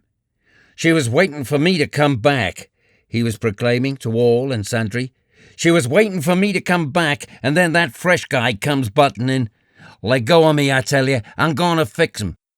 "What's eating you?" Jimmy was demanding, as he helped hold the young fella back. "That guy's Mart Eaton. He's niffy with his mitts, let me tell you that, and he'll eat you alive if you monkey with him." "He can't steal her on me that way," the other interjected. "He licked the Flying Dutchman, and you know him," Jimmy went on, expostulating. "And he did it in 5 rounds. You couldn't last a minute against him, see?" This information seemed to have a mollifying effect, and the irate young man favoured Martin with a measuring stare. "He don't look it," he sneered, but the sneer was without passion. "That's what the Flying Dutchman thought," Jimmy assured him. "Come on now, let's get out of this. There's lots of other girls. Come on." The young fellow allowed himself to be led away toward the pavilion, and the gang followed after him. "Who is he?" Martin asked Lizzie. "And what's it all about, anyway?" Already the zest of combat, which of old had been so keen and lasting, had died down, and he discovered that he was self-analytical, too much so to live, single heart and single hand, so primitive an existence. Lizzie tossed her head. "Oh, he's nobody," she said. "He's just been keeping company with me. I had to, you see," she explained after a pause. I was getting pretty lonesome, but I never forgot." Her voice sank lower, and she looked straight before her. "I'd throw him down for you any time." Martin, looking at her averted face, knowing that all he had to do was to reach out his hand and pluck her, fell to pondering whether, after all, there was any real worth in refined grammatical English, and so forgot to reply to her. "You put it all over him," she said tentatively, with a laugh. "He's a husky young fellow, though," he admitted generously. "If they hadn't taken him away, he might have given me my hands full." "Who was that lady friend I saw you with that night?" she asked abruptly. "Oh, just a lady friend," was his answer. "It was a long time ago," she murmured contemplatively. "It seems like 1,000 years." But Martin went no further into the matter. He led the conversation off into other channels. They had lunch in the restaurant, where he ordered wine and expensive delicacies, and afterward he danced with her and with no one but her till she was tired. He was a good dancer, and she whirled around and around with him in a heaven of delight, her head against his shoulder, wishing that it could last forever. Later in the afternoon they strayed off among the trees, where, in the good old fashion, she sat down while he sprawled on his back, his head in her lap.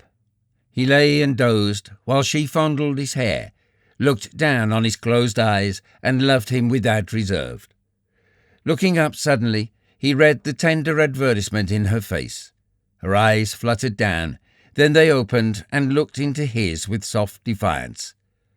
"I've kept straight all these years," she said, her voice so low that it was almost a whisper.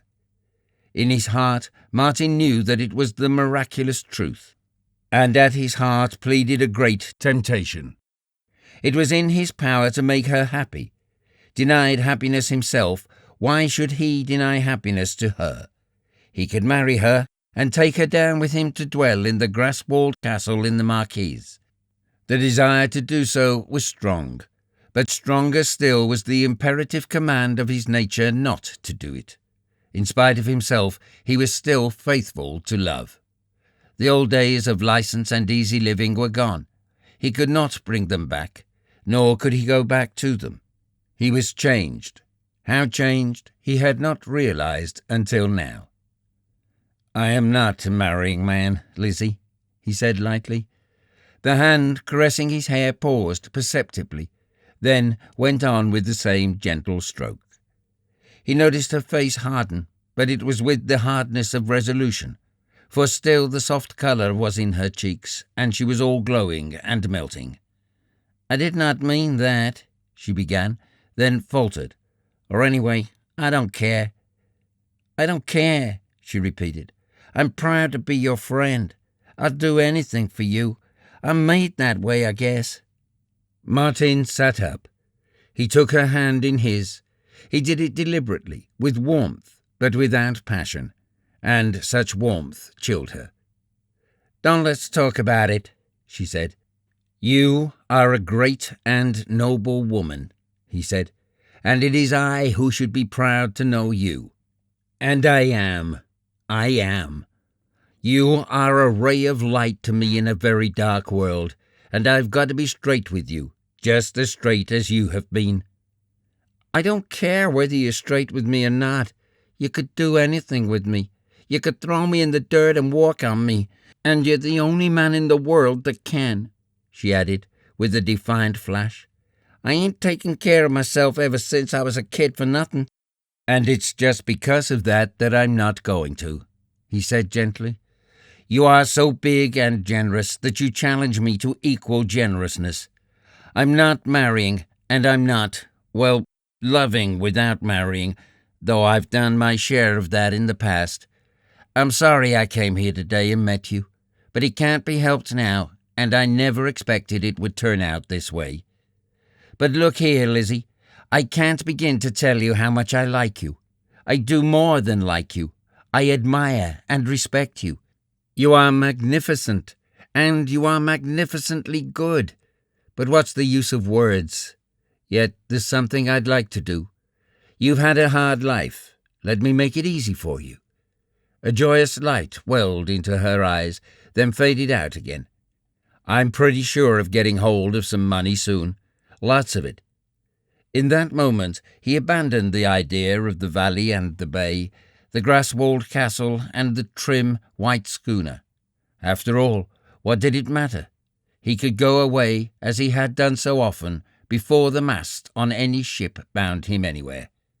"I'd like to turn it over to you. There must be something you want, to go to school or business college. You might like to study and be a stenographer. I could fix it for you. Or maybe your father and mother are living. I could set them up in a grocery store or something. Anything you want, just name it, and I can fix it for you." She made no reply, but sat gazing straight before her, dry-eyed and motionless, but with an ache in the throat which Martin divined so strongly that it made his own throat ache.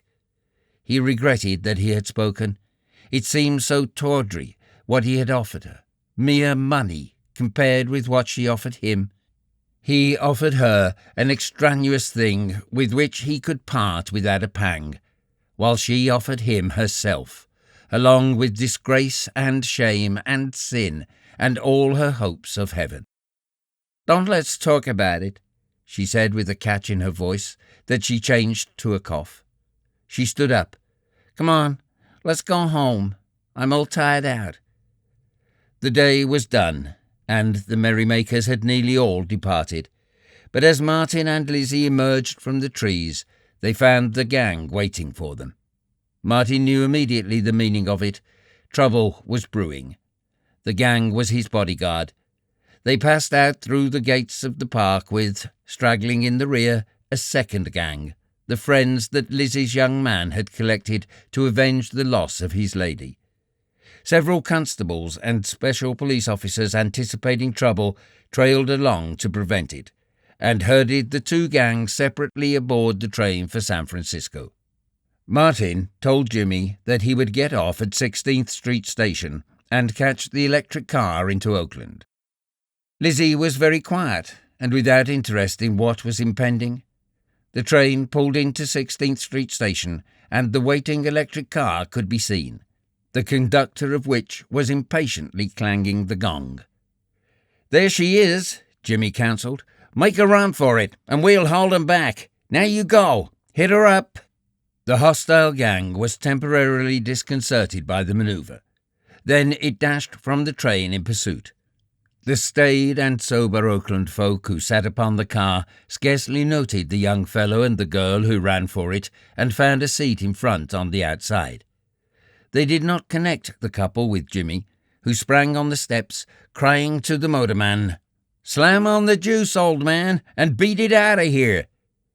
The next moment, Jimmy whirled about, and the passenger saw him land his fist on the face of a running man who was trying to board the car. But fists were landing on faces the whole length of the car. Thus, Jimmy and his gang, strung out on the long lower steps, met the attacking gang. The car started with a great clanging of its gong, and as Jimmy's gang drove off the last assailants, they, too, jumped off to finish the job.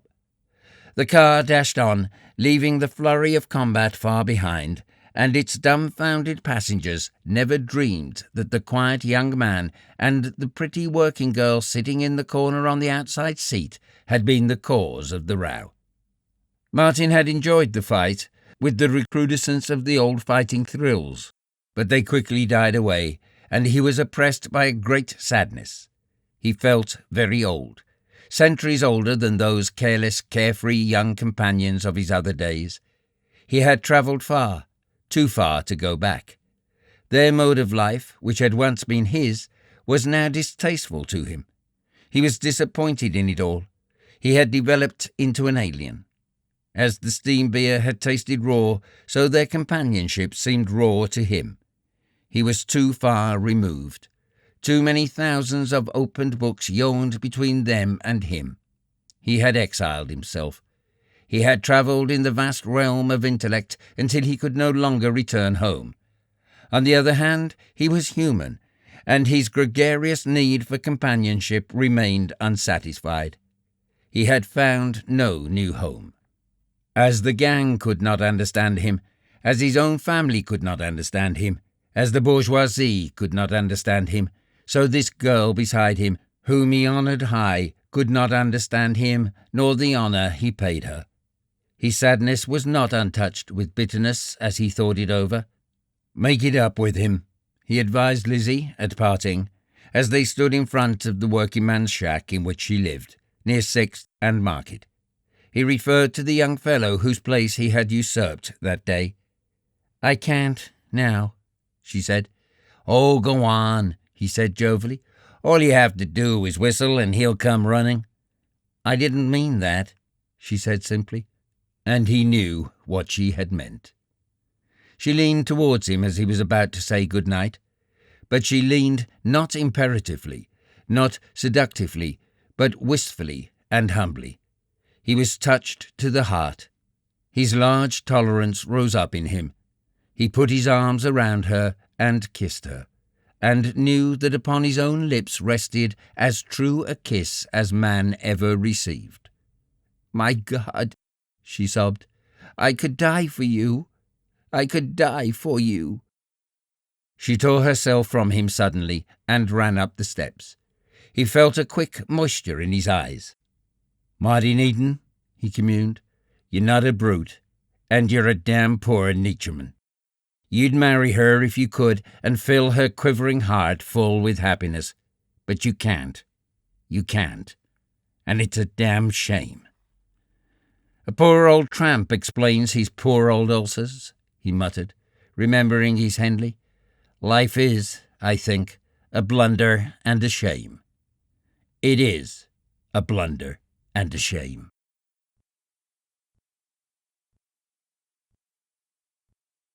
Chapter 43. The Shame of the Sun was published in October. As Martin cut the cords of the express package and the half-dozen complimentary copies from the publisher spilled out on the table, a heavy sadness fell upon him. He thought of the wild delight that would have been his had this happened a few short months before, and he contrasted that delight that should have been with his present uncaring coldness. His book, his first book, and his pulse had not gone up a fraction of a beat, and he was only sad. It meant little to him now. The most it meant was that it might bring some money, and little enough did he care for money. He carried a copy out into the kitchen and presented it to Maria. "I did it," he explained, in order to clear up her bewilderment. "I wrote it in the room there, and I guess some few quarts of your vegetable soup went into the making of it. Keep it, it's yours, just to remember me by, you know." He was not bragging, not showing off. His sole motive was to make her happy, to make her proud of him, to justify her long faith in him. She put the book in the front room on top of the family Bible. A sacred thing was this book her lodger had made, a fetigue of friendship. It softened the blow of his having been a laundryman, and though she could not understand a line of it, she knew that every line of it was great. She was a simple, practical, hard-working woman, but she possessed faith in large endowment. Just as emotionlessly as he had received The Shame of the Sun, did he read the reviews of it that came in weekly from the clipping bureau. The book was making a hit. That was evident. It meant more gold in the money sack. He could fix up Lizzie, redeem all his promises, and still have enough left to build his grass-walled castle. Singletree, Darnley & Co. had cautiously brought out an edition of 1,500 copies, but the first reviews had started a second edition of twice the size through the presses, and ere this was delivered, a third edition of 5,000 had been ordered. A London firm made arrangements by cable for an English edition, and hot-footed upon this came the news of French, German, and Scandinavian translations in progress. The attack upon the Metternich School could not have been made at a more opportune moment. A fierce controversy was precipitated. Saleeby and Haeckel endorsed and defended The Shame of the Sun, for once finding themselves on the same side of a question. Crooks and Wallace ranged up on the opposing side, while Sir Oliver Lodge attempted to formulate a compromise that would jibe with his particular cosmic theories. Medilink's followers rallied around the standard of mysticism. Chesterton set the whole world laughing with a series of alleged non-partisan essays on the subject, and the whole affair, controversy and controversialists, was well nigh swept into the pit by a thundering broadside from George Bernard Shaw. Needless to say, the arena was crowded with hosts of lesser lights, and the dust and sweat and din became terrific. "It is a most marvellous happening," Singletree, Darnley and Co. wrote Martin. "A critical, philosophic essay selling like a novel. You could not have chosen your subject better, and all contributory factors have been unwarrantedly propitious. We need scarcely to assure you that we are making hay while the sun shines. Over 40,000 copies have already been sold in the United States and Canada, and a new edition of 20,000 is on the presses. We are overworked trying to supply the demand. Nevertheless, we have helped to create that demand. We have already spent $5,000 in advertising. The book is bound to be a record breaker.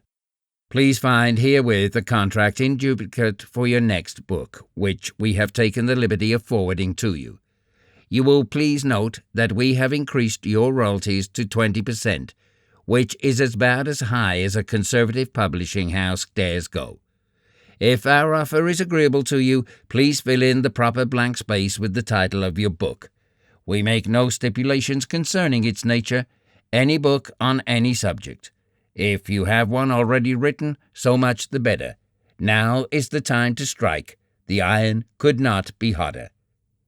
On receipt of signed contract, we shall be pleased to make you an advance on royalties of $5,000. You see, we have faith in you, and we are going in on this thing big. We should like, also,